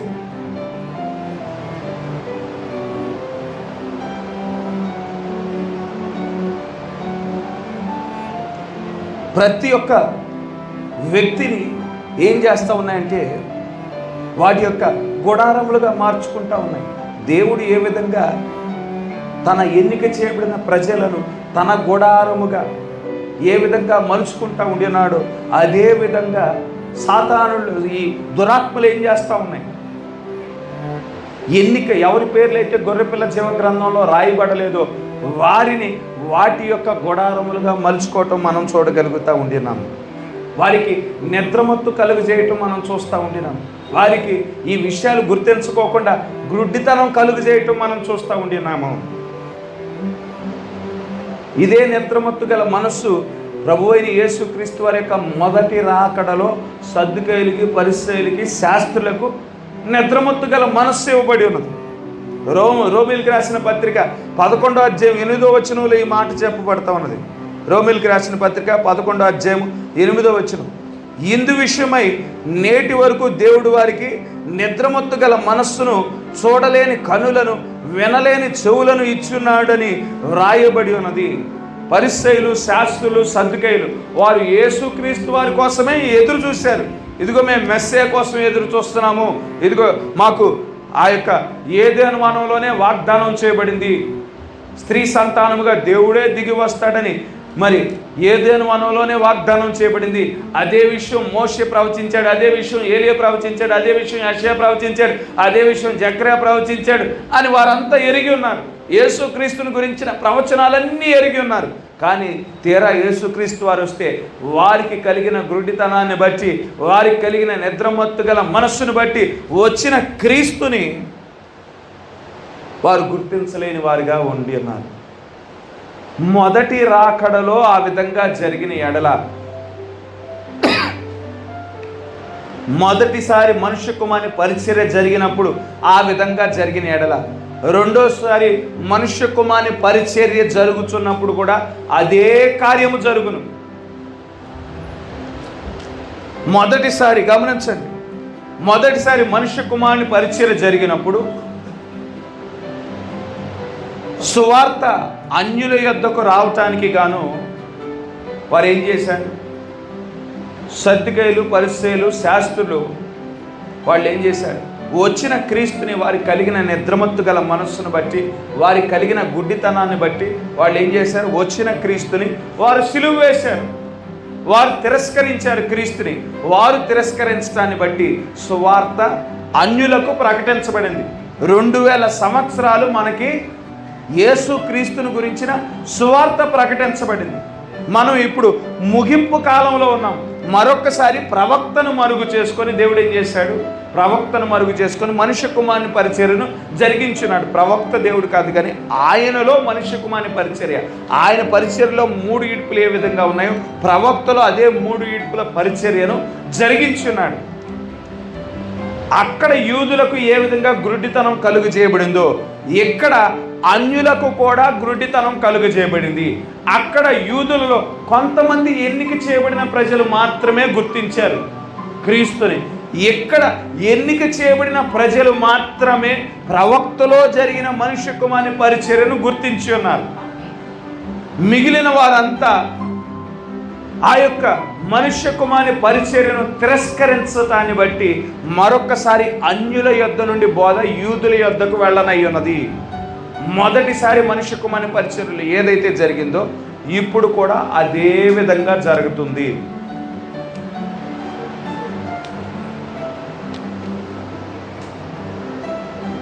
మొదటిసారి ఏ విధంగా క్రీస్తు సిలువ వేయబడ్డాడో మరొకసారి ఇక్కడ క్రీస్తు సిలువ వేయబడతా ఉండినాడు. అది భౌతికంగా సిలువ వేయబడ్డాడు అక్కడ. ఇక్కడ ఆత్మీకంగా మరొకసారి సంఘ శాఖలంతా కలిసి ఏం చేస్తూ ఉన్నారు? ఆయన సిలువ వేయటం మనం చూడగలుగుతూ ఉండినాం. మొదట సంఘముల యొద్ద నిలబడి ఆయన ద్వారము తట్టుచుంటుండగా వారు ద్వారం తెరవలేదు. సంఘములో నుండి బయటికి త్రోసివేశారు, తిరస్కరించారు, ఆయన్ని సిలువ వేశారు. మొదటిసారి ఏ విధంగా జరిగిందో ఇప్పుడు కూడా అదే జరుగుతూ ఉన్నది. మొదటిసారి యూదులు తిరస్కరించినట్లు ఇప్పుడు సంఘ శాఖలు వారు తిరస్కరించారు. అక్కడ ఎన్నిక చేయబడిన ప్రజలు కొంతమంది ఉండినట్లు ఇక్కడ కూడా ఎన్నిక చేయబడిన ప్రజలు చాలా తక్కువ సంఖ్యలో ఉండటాన్ని మనం చూడగలుగుతూ ఉండినాము. గమనించండి, ఇక్కడ మర్మయుక్తమైన బబులోను గురించి ప్రకటన గ్రంథం 17వ అధ్యాయం 18వ అధ్యాయంలో రాయబడటం మనం చూడగలుగుతూ ఉన్నాం. భౌతికమైన బబులోను దేశం గురించి, భౌతికమైన బబులోను దేశము దాని యొక్క తీర్పు గురించి ఇర్మియా గ్రంథంలోనే 50-51వ అధ్యాయంలో రాయబడటం మనం చూడగలుగుతూ ఉండినాం. ఇక్కడ 2 అధ్యాయాలు కేటాయించబడ్డాయి, అక్కడ 2 అధ్యాయాలు కేటాయించబడటం మనం చూడగలుగుతూ ఉండినాం. అక్కడ తిరుగటి రాయి గురించి ప్రస్తావించబడటం మనం చూడగలుగుతూ ఉండినాం. ఇక్కడ 18వ అధ్యాయంలో కూడా తిరుగటి రాయి గురించి ప్రస్తావించబడటం మనం చూడగలుగుతూ ఉండినాం. అదేం భౌతికమైన బబులోను దేశం, ఇదేం ఆత్మీయమైన మర్మయుక్తమైన బబులోను అయి ఉన్నది. అయితే గమనించండి, దేవుడు తన తీర్పు తీర్చువాడై ఉన్నాడు. దేవుడు 2 పాత్రలను పోషిస్తూ ఉండినాడు. ఆయన విమోచకుడిగా ఉన్నాడు, మరియు తీర్పు తీర్చువాడుగా కూడా ఆయన ఉన్నాడు. ఒకేసారి ఆయన విమోచన, తీర్పును ముందుకు తీసుకువచ్చుతున్న పరిస్థితులు మనం పరిశుద్ధ గ్రంథంలో మనం చూడగలుగుతూ ఉండినాం. ఇప్పుడు కూడా ఆ యొక్క విమోచన, తీర్పు అనేది ఒకేసారి వస్తూ ఉండినది. ఆయన 2 పాత్రలు, మన దేవుడు 2 పాత్రలు పోషిస్తూ ఉన్నాడు. ఆయన విమోచించువాడిగా ఉండినాడు, మరియు తీర్పు తీర్చువాడిగా ఉండినాడు. ఏ దేవుడైతే కోతకాలంలో ఆ యొక్క పంట అంతా ఎక్కడికి తీసుకువెళ్ళబడుతుంది? కోతకాలంలో కళ్ళెంలోకి తీసుకువెళ్ళబడుతుంది. కళ్ళెంలో ఆ యొక్క గోధుమలు నూర్చబడతాయి, దొళ్ళగొట్టబడతాయి. అంటే పొట్టు నుండి, పన్నాల నుండి గోధుమలు వేరు చేయబడతాయి. ఏ దేవుడైతే గోధుమలను పొట్టులోనికి చేరుస్తాడో అదే దేవుడు ఆ పొట్టును కాల్చువాడై ఉన్నాడు. ఆయన విమోచించు దేవుడై ఉన్నాడు, మరియు తీర్పు తీర్చువాడై ఉన్నాడు. హల్లెలూయా. కనుక అక్కడ మనం ఆదికాండంలో మనం గమనించినట్లయితే ఏ దేవుడైతే అవ్వ ఆదాముల మీద దేవుని యొక్క ఉగ్రత కృమ్మరించబడుకోకుండా గొర్రె పిల్లను వధించున్నాడు, అదే దేవుడు సర్పానికి తీర్పు తీర్చిన వాడిగా ఉండినాడు. ఏ దేవుడైతే ఇశ్రాయేలీయుల యొక్క గృహాలలో సంహారపు దూత ప్రవేశించకుండా తప్పించుకోవటానికి ఒక మార్గాన్ని బయలుపరిచాడు, అదే దేవుడు ఐగుప్తీయులను తీర్పుకు అప్పగించినట్లు మనం చూడగలుగుతూ ఉండినాము. హల్లెలూయా. ఏ దేవుడైతే రహబు తప్పించుకోవటానికి ఒక సూచనను ఇచ్చినట్లు చేశాడో, అదే దేవుడు యెహోషువ ద్వారా మరి ఆ యొక్క యెరికో పట్టణం మీద నాశనం తీసుకొచ్చిన వాడై ఉన్నాడు. హల్లెలూయా. ఇప్పుడు ఏ దేవుడైతే మనల్ని విమోచించడానికి ముద్రలు తెరిచిన వాడిగా ఉండినాడో, అదే దేవుడు ఈ లోకానికి తీర్పు తీర్చడానికి మరి 7 పాత్రలను గురించిన ప్రత్యక్షతను కూడా ఇచ్చిన వాడై ఉన్నాడు. 7 ముద్రల ద్వారా మనమైతే విమోచించబడతా ఉన్నాము. 7 పాత్రలు ఈ లోకం మీదకైతే ఆయన కృమ్మరించనై ఉన్నాడు. అవి 7 తెగుళ్ళు అయి ఉన్నాయి. ఆ 7 తెగులతో దేవుని యొక్క కోపం సమాప్తమైంది, తీర్పు సమాప్తమైందని మనం ఇదివరలో చూసాము. కనుక ఆయన విమోచకుడిగా ఉన్నాడు మరియు తీర్పు తీర్చువాడిగా ఉన్నాడు. విమోచన, తీర్పు 2 ఒకేసారి రావటం మనం చూస్తూ ఉండినాం. ముద్రలు మరియు పాత్రలు ఒకేసారి మనకు బయలుపరచబడ్డాయి. అక్కడ బబులోనులో, ఆ యొక్క ఐగుప్తు దేశంలో ప్రజలు రక్షించబడ్డారు, పస్కా రక్తం క్రింద నిలబెట్టబడి రక్షించబడ్డారు, మరియు ఐగుప్తు ప్రజలు తీర్పు తీర్చబడ్డారు. ఒకేసారి జరిగింది. ఇర్మియా గ్రంథం 50వ అధ్యాయం దగ్గరికి వెళ్దామండి ఒకసారి. 50వ అధ్యాయము 1వ వచనం. బబులోను గూర్చి, కల్దీల దేశమును గూర్చి ప్రవక్త అయిన ఇర్మియా ద్వారా యెహోవా సెలవిచ్చిన వాక్కు. జనములలో ప్రకటించుడి, సమాచారం తెలియజేయుడి, ధ్వజమునెత్తి మరుగు చేయక చాటించుడి. బబులోను పట్టబడును, బేలు అవమానం నందును, మేరేదుకు నేల పడివేయబడును. బబులోను విగ్రహములు అవమానమునందును, దాని బొమ్మలు బోర్లబడును. ఇక్కడ బబులోన్ అనేది ఆ నిమ్రోదు రాజ్యానికి రాజధానిగా ఉన్నది. బబులోను ఆ యొక్క పట్టణం అనేది విగ్రహారాధనకి ఒక ప్రారంభ స్థలముగా ఉన్నది. ఇక్కడ మేరేదేకు అనే ఒక పేరు కనిపిస్తూ ఉన్నది, బేలు అని ఒక పేరు కనిపిస్తూ ఉన్నది. అవి ఎవరి పేర్లు అంటే ప్రారంభంలో అవి నిమ్రోదు యొక్క తండ్రి అయిన కూషు యొక్క పేర్లై ఉన్నాయి. కూషు అక్కడ మొదట ఆ బబులోను దేశం యొక్క ప్రారంభ నాయకుడై ఉన్నాడు. కూషు యొక్క ఆలోచనల్ని నిమ్రోదు నెరవేర్చిన వాడిగా ఉండి ఉన్నాడు. ఆయన యొక్క ఆలోచనలు, ఆయన యొక్క భావజాలమే ప్రజల మీద రుద్దబడటం మనం చూడగలుగుతూ ఉండినాము. ఇక్కడ నిమ్రోదును మనం చూసినట్లయితే దేవుని దృష్టిలో ఒక పరాక్రమమైన వేటగాడిగా ఉండినాడు. నిమ్రోదు మనం గమనించినట్లయితే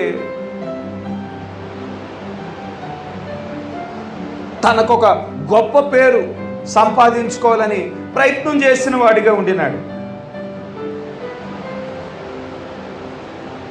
అటువంటి ఆ యొక్క నిమ్రోదు యొక్క రాజ్యానికి సంబంధించిన ఒక పట్టణం గురించి ఇక్కడ మాట్లాడబట్టం మనం చూడగలుగుతూ ఉండినాం. బబులోను పట్టబడును, బేలు అవమానం నందును. ఇక్కడ మనం గమనించినట్లయితే నోహు జలప్రళయం తర్వాత మిగిలింది ఒకే ఒక కుటుంబం, నోహు యొక్క కుటుంబం. ఆ కుటుంబం మొత్తం ఐక్యంగా ఉన్నారు. అయితే నోవహుకి 3 కుమారులు, షేము, హాము, యాఫేతు. ఈ హాము నుండి వచ్చిన వాడే కూషై ఉన్నాడు. అప్పటిదాకా ఐక్యంగా ఉండిన వారు కూషు వచ్చిన తర్వాత ప్రజలను వేరు చేసిన వాడిగా ఉండినాడు. కూషు వచ్చిన తర్వాత ఒక దేవునిని నోహు కుటుంబం అయితే వారు ఒక కుటుంబంగా ఉన్నారు, ఒక దేవునిని వారు ఆరాధించిన వారిగా ఉండినారు. కూషు వచ్చిన తర్వాత ప్రజలను వేరు చేసి ఒక దేవుణ్ణి కాస్త ముగ్గురు దేవుళ్ళుగా చేశాడు. ఆ యొక్క బబులోను దేశమే విగ్రహారాధనకు ప్రారంభమైన దేశముగా ఉన్నది.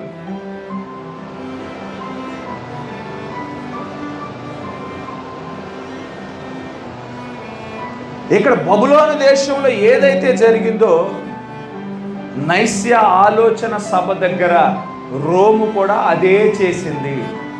ఒక దేవునిని అప్పుడు దాకా ఆరాధించేవారు. అపోస్తులు ఏ విశ్వాసం కలిగి ఉన్నారు? ఒక దేవుడు, ఒక బాప్తిస్మము, ఒక విశ్వాసము. ఇదే వారు కలిగిన బోధ అయి ఉన్నది. ఒక దేవుడు, ఒక విశ్వాసం, ఒకే బాప్తిస్మం. ఇదే వారు కలిగిన పునాది అయి ఉన్నది. అయితే నైస్య ఆలోచన సభ తర్వాత ఏం జరిగిందంటే, ఒక దేవుని కాస్త ముగ్గురు దేవుళ్ళు చేశారు. బబులోను దేశములో కూషు కాలంలో ఏదైతే జరిగిందో, ఇక నైస్య ఆలోచన సభ యొద్ద సంఘంలో అదే జరిగింది. నైస్య ఆలోచన సభ తర్వాత నిజ ద్రాక్షవల్లి, అబద్ధ ద్రాక్షవల్లి వేరైపోయింది. అబద్ధ ద్రాక్షవల్లిలో ఒక దేవుని కాస్త ముగ్గురు దేవుళ్ళను చేయటం మనం చూడగలుగుతూ ఉండినాం.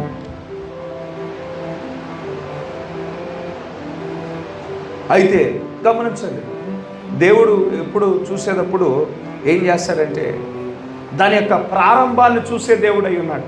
ఇక్కడ బబులోను చూసేటప్పుడు బబులోని యొక్క ప్రారంభం నుండి దాని యొక్క పాపములు లెక్కించువాడై ఉన్నాడు. కూషు దగ్గర నుండి, నిమ్రోదు దగ్గర నుండి దాని యొక్క పాపములు లెక్కించి లెక్కించి లెక్కించి ఇర్మియా కాలం దగ్గరికి వచ్చేపాటికి దాని యొక్క పాపపు పాత్ర నిండిపోయింది. దాని యొక్క పాపపు పాత్ర నిండిపోయింది. పితరుల నుండి చేసిన పాపాన్ని బట్టి దేవుడు తీర్పు తీర్చువాడై ఉన్నాడు. దేవుడు ఎప్పుడు అదే విధంగా ప్రారంభం దగ్గరికి వెళ్ళేవాడై ఉన్నాడు. ప్రారంభం దగ్గరికి వెళ్ళేవాడై ఉన్నాడు. ఇజ్రాయెల్ దగ్గరికి ప్రభు అయిన యేసుక్రీస్తు వారు వచ్చినప్పుడు ఇజ్రాయెల్ ప్రజలను చూసి ఏం మాట్లాడుతూ ఉండినాడు? ప్రవక్తలను చంపుదానా అని పిలుస్తూ ఉండినాడు. వారి యొక్క పితరులు ఏం చేశారు? ప్రవక్తలను చంపారు, రాళ్లతో కొట్టారు. ఆయన కోడి తన పిల్లలను రెక్కల చాటును భద్రపరుచుకున్నట్లు ఆయన భద్రపరుచుకోవడానికి తన దాసులను పంపించాడు. అయినా ఇజ్రాయేలీలు విననొల్లని వారిగా ఉన్నారు. యేసుక్రీస్తు వారు వచ్చినప్పుడు ఈ సంగతులన్నీ జరగలేదు. మునుపు తరాల్లో ఈ సంగతులన్నీ జరిగాయి.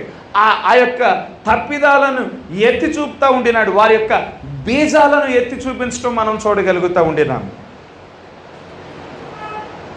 ఇక్కడ క్యాథలిక్ సంస్థను చూసినప్పుడు దేవునికి ఆ యొక్క నైస్య ఆలోచన సభ దగ్గర నుండి జరిగిన అవిధేయత కనిపిస్తూ ఉన్నది. బబులోను దేశాన్ని చూసినప్పుడు ఆయన నేరుగా ఎక్కడికి ప్రారంభం దగ్గరికి వెళ్తూ ఉన్నాడు. కూషు కాలం దగ్గరికి, నిమ్రోదు కాలం దగ్గరికి వెళ్ళిపోతూ ఉండినాడు. దేవుని కుమారులమైన మనల్ని, దేవుని కుమార్తెలమైన మనల్ని చూసినప్పుడు దేవునికి ఏం గుర్తొస్తుంది? మన యొక్క ప్రారంభం ఎక్కడున్నదని గుర్తొస్తుంది. ఇదిగో మనం మన తండ్రులైన అపోస్తుల దగ్గరికి వెళ్తాడు. మన తండ్రులైన అపోస్తుల దగ్గరికి వెళ్ళాడు కాబట్టి మన తండ్రుల విశ్వాసం వైపు మనం త్రిప్పబడతా ఉండినాము. మన తండ్రుల మన బీజాన్ని బట్టి మన ప్రారంభం ఉంది. మన బీజాన్ని బట్టి మనం ప్రారంభం ఉంది. అదే సంస్థలలో వారి దగ్గరికి వెళ్ళినప్పుడు వాళ్ళ ప్రారంభం ఎక్కడికి? నైస్య ఆలోచన సభ దగ్గర ఆ తప్పిదాలన్నీ లెక్కించబడి వారికి ఒక తీర్పు రావటం అనేది మనం చూడగలుగుతూ ఉండినాం. కనుక దేవుడు ఎల్లప్పుడూ ఆ యొక్క ప్రారంభాన్ని చూసేవాడై ఉన్నాడు. ఈ బబులోను గురించి, ఈ మర్మయుక్తమైన బబులోను గురించి మాట్లాడుతూ ఎప్పుడు సంగతులు మాట్లాడుతూ ఉన్నాడు.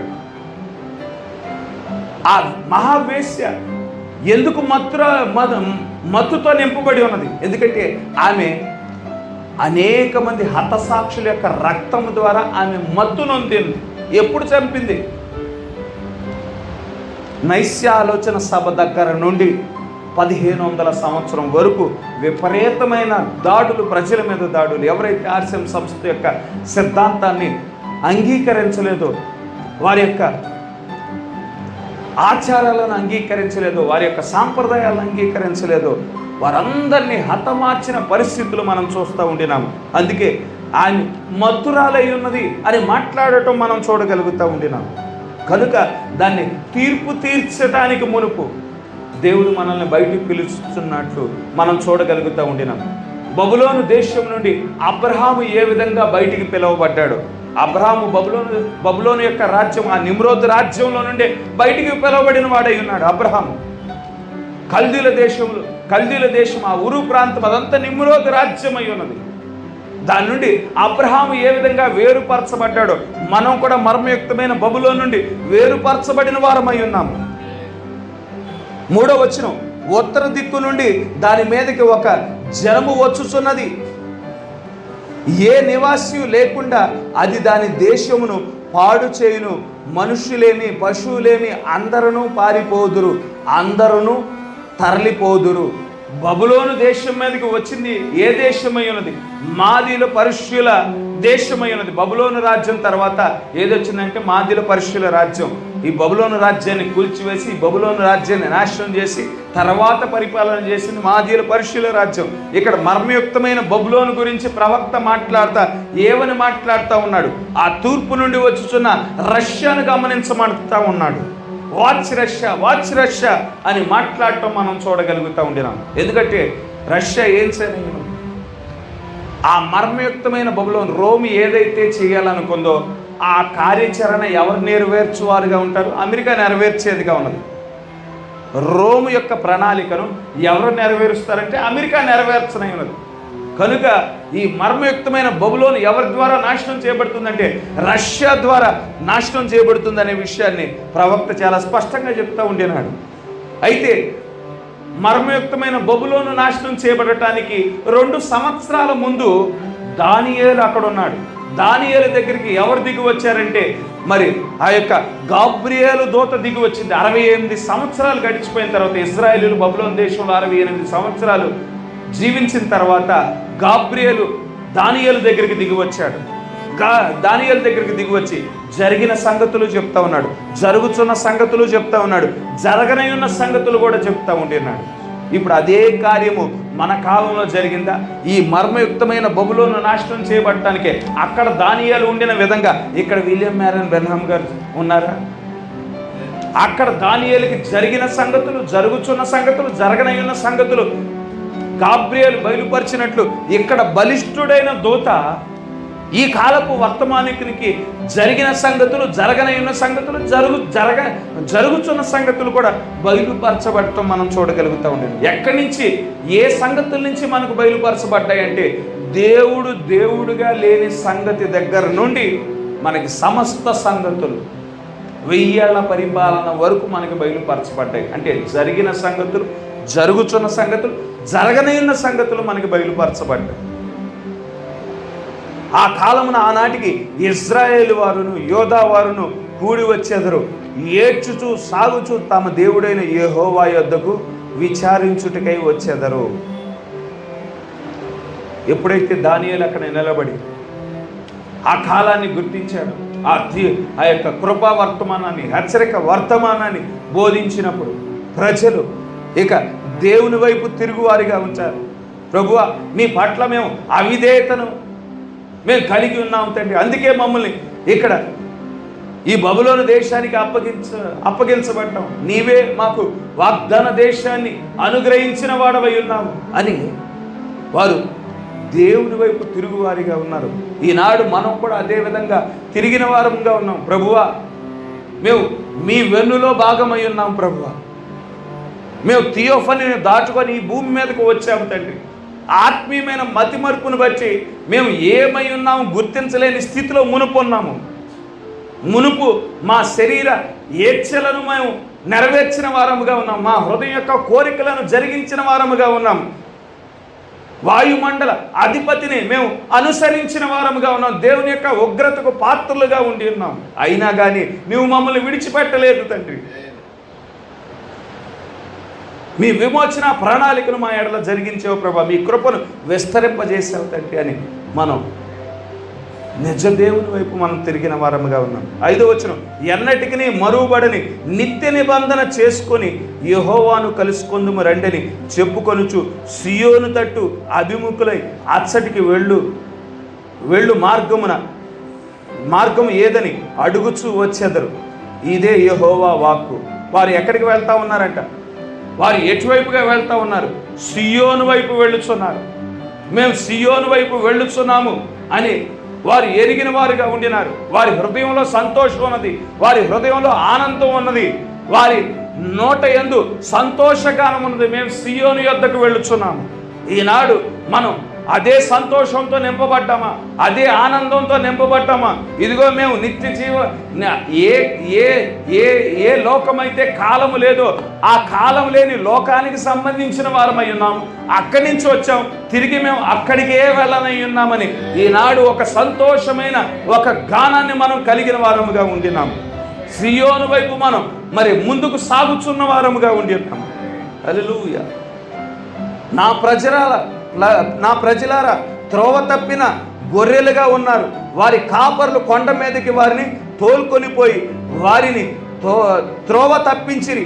జనులు కొండకు వెళ్ళుచు తాము దిగవలసిన చోటు మరిచిపోయిరి. ఇక్కడ గమనించండి, కాపర్లు ఏం చేశారు? వారికి బోధించవలసిన మరి రాజీ లేని వాక్యాన్ని వారికి బోధించలేదంట. ఈనాడు సంఘ శాఖలో అదే జరుగుతుంది. రాజీ పడిన వాక్యాన్ని వారికి బోధిస్తూ ఉన్నారు. వారు పోషించబడవలసిన జీవాహారంతో వారిని పోషించటం లేదు. పర్వాలేదు, జుట్టు కత్తిరించుకోండి, స్త్రీలు జుట్టు కత్తిరించుకున్నా పర్లేదు, పర్వాలేదు, మేకప్ వేసుకున్నా పర్వాలేదు, పర్వాలేదు, నగల చేత అలంకరించుకున్నా పర్వాలేదు, మీరు లోకంలో ఉండినా కానీ ఆదివారం ఆలయానికి వస్తే పర్వాలేదు అని రాజీ పడిన వాక్యాన్ని బోధించుతున్న పరిస్థితులు.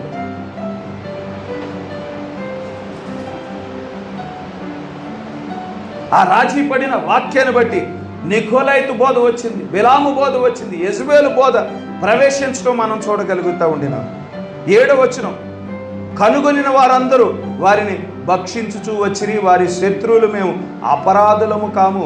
మీరు న్యాయమునకు నివాసమును తమ పితరులకు నిరీక్షణాధారమునకు యెహోవా మీద తిరుగుబాటు చేసినందున ఇది వారికి సంభవించినని చెప్పుదురు. ఎవరైతే శత్రువు పట్టుకున్నాడో ఆ శత్రువు అంటారంట, మీరు యెహోవా ఎదుట తిరుగుబాటు చేశారు, అందుకే మీకు తీర్పు సంభవించింది అని ఇజ్రాయెల్తో అంటారంట. ఇజ్రాయెల్ని చంపే హిట్లర్ ఆఖరిగా ఏమన్నారంటే, మీరు యేసుక్రీస్తుని సిలువ వేశారు, అందుకే మీకు ఈ శిక్ష వచ్చిందని హిట్లర్ అంటాం మనం చూడగలుగుతాం.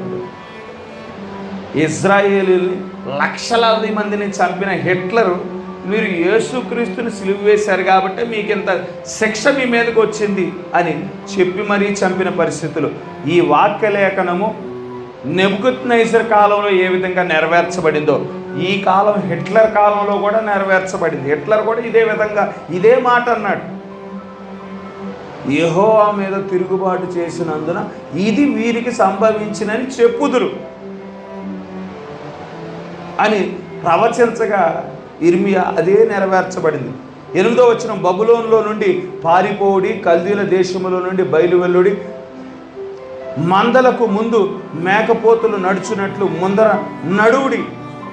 ఉత్తర దేశము నుండి మహాజనములను సమూహమును నేను రేపుచున్నాను, బబులోనునకు విరోధముగా దాన్ని రప్పించుచున్నాను. ఆ జనులు దాని మీదకి యుద్ధ పంక్తులు తీర్చుచున్నారు. వారి మధ్య నుండి ఆమె పట్టబడును. ప్రజ్ఞగల బలాఢ్యులు దోపుడు సొమ్ము పట్టుకొనక మరలని రీతిగా వారి బాణములు అమోఘములై తిరిగి రాకుండును.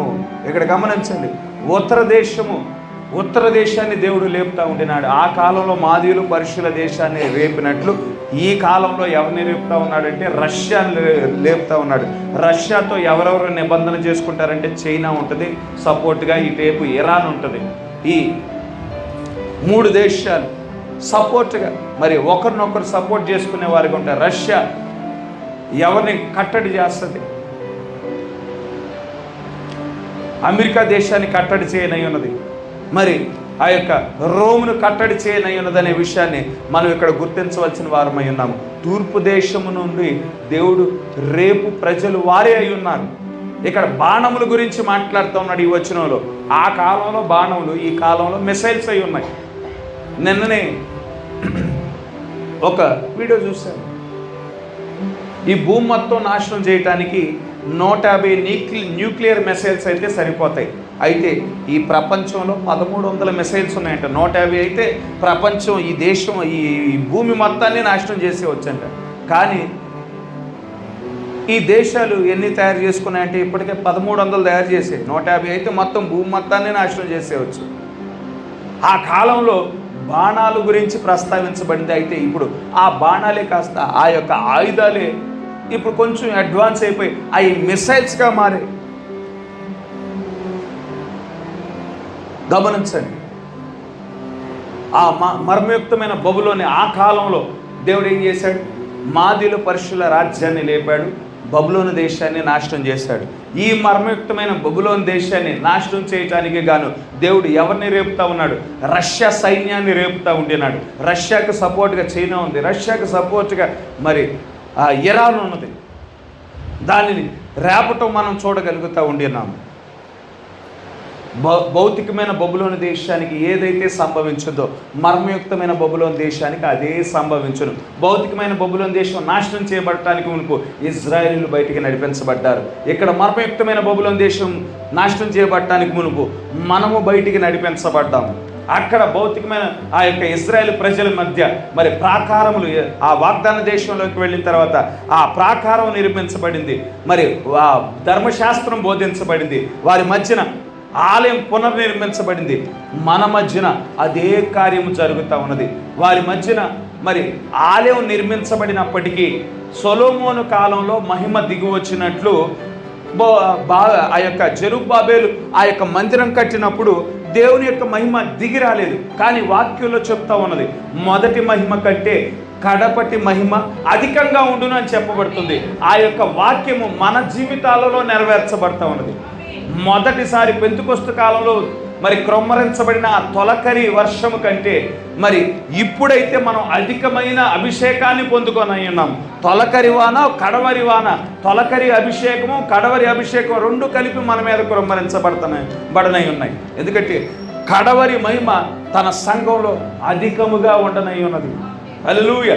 జెరుబ్బాబెలు, జకర్యా గ్రంథంలో జెరుబ్బాబెలు ఆ యొక్క తలరాయిని తీసుకువచ్చుచున్నట్లు కృప కలుగును గాక అని పలుకుచుంటుండగా తలరాయి తీసుకొచ్చున్నట్లు జకర్యా చూశాడు. కానీ వారి కాలంలో అది నెరవేర్చబడలేదు. కానీ ఈనాడు మన కాలంలో నెరవేర్చబడింది. తలరాయి మన మీదకి దిగి వచ్చింది. మనం తలరాయితో ఐక్యపరచబడ్డాం. అధికమైన మహిమ మనలో నింపబడతా ఉండినది. హల్లెలూయా.